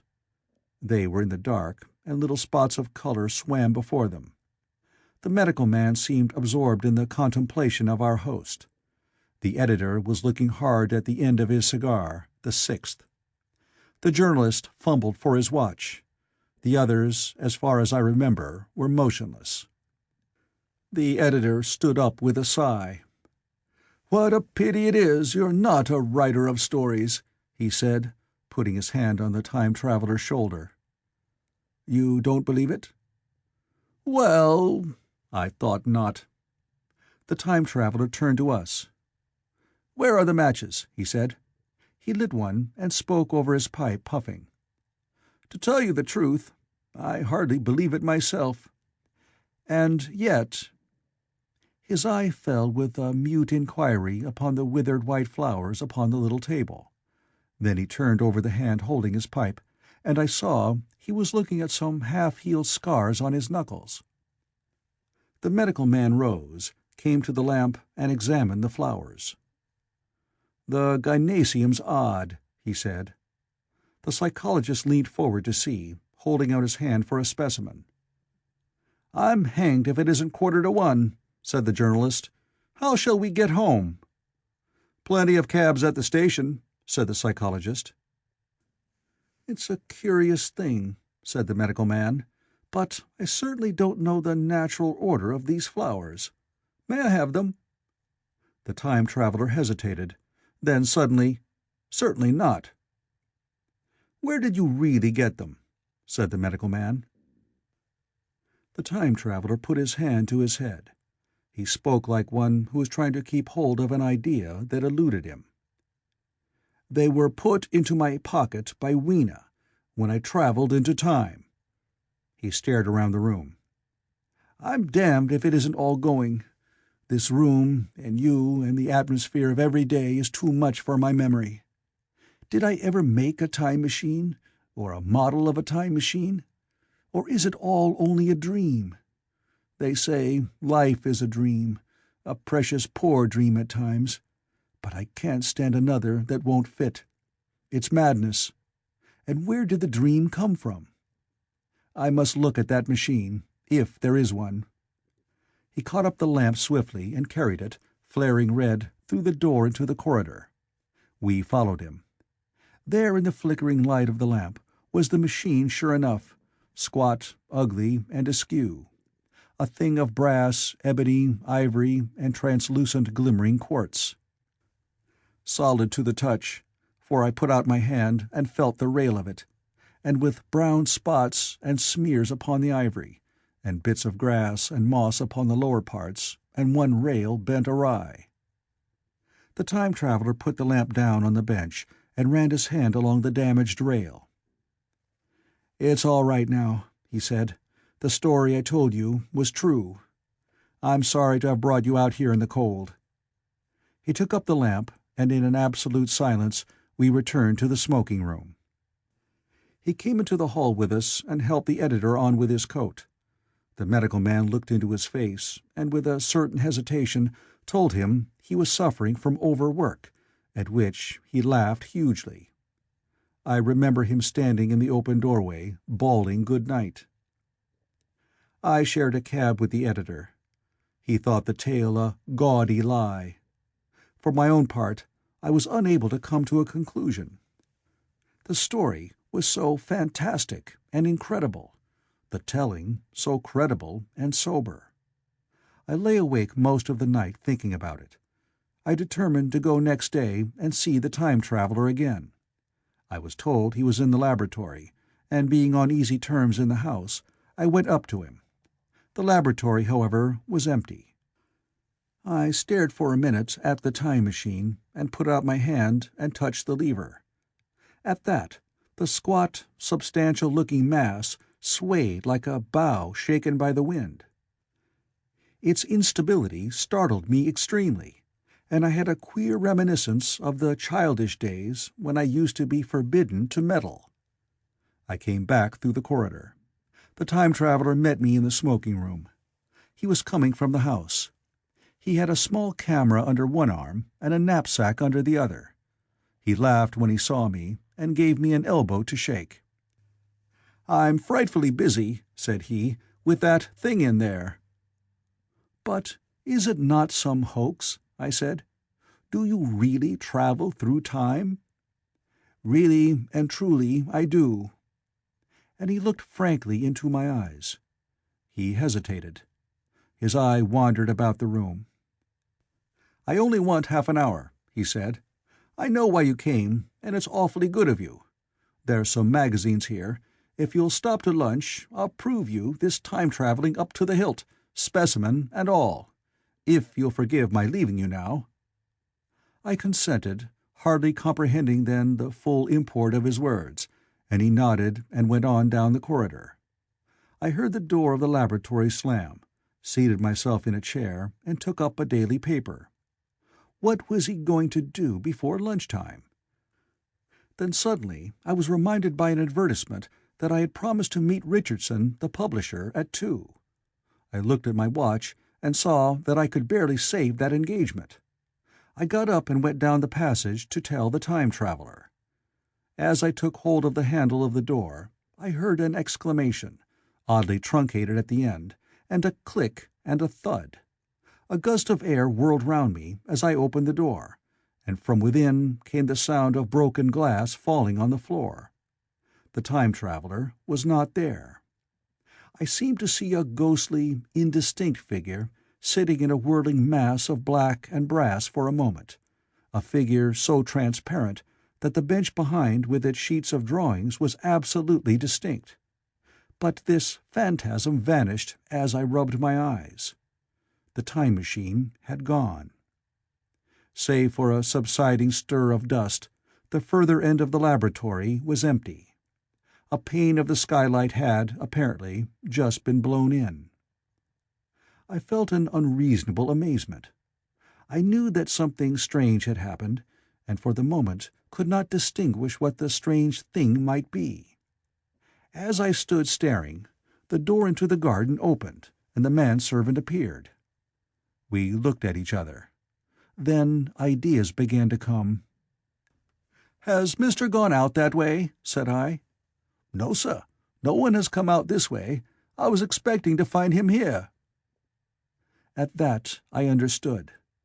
At the risk of disappointing Richardson, I stayed on, waiting for the time traveler, waiting for the second, perhaps still stranger story, and the specimens and photographs he would bring with him. But I am beginning now to fear that I must wait a lifetime. The time traveler vanished 3 years ago, and, as everybody knows now, he has never returned. Epilogue. One cannot choose but wonder. Will he ever return? It may be that he swept back into the past, and fell among the blood-drinking, hairy savages of the age of unpolished stone, into the abysses of the Cretaceous Sea, or among the grotesque saurians, the huge reptilian brutes of the Jurassic times. He may even now, if I may use the phrase, be wandering on some plesiosaurus-haunted oolitic coral reef, or beside the lonely saline lakes of the Triassic Age. Or did he go forward, into one of the nearer ages, in which men are still men, but with the riddles of our own time answered and its wearisome problems solved? Into the manhood of the race, for I, for my own part, cannot think that these latter days of weak experiment, fragmentary theory, and mutual discord are indeed man's culminating time. I say, for my own part, he, I know, for the question had been discussed among us long before the time machine was made, thought but cheerlessly of the advancement of mankind, and saw in the growing pile of civilization only a foolish heaping that must inevitably fall back upon and destroy its makers in the end. If that is so, it remains for us to live as though it were not so. But to me, the future is still black and blank, is a vast ignorance, lit at a few casual places by the memory of his story. And I have by me, for my comfort, 2 strange white flowers, shriveled now and brown and flat and brittle, to witness that even when mind and strength had gone, gratitude and a mutual tenderness still lived on in the heart of man. The End of the Time Machine by H. G. Wells.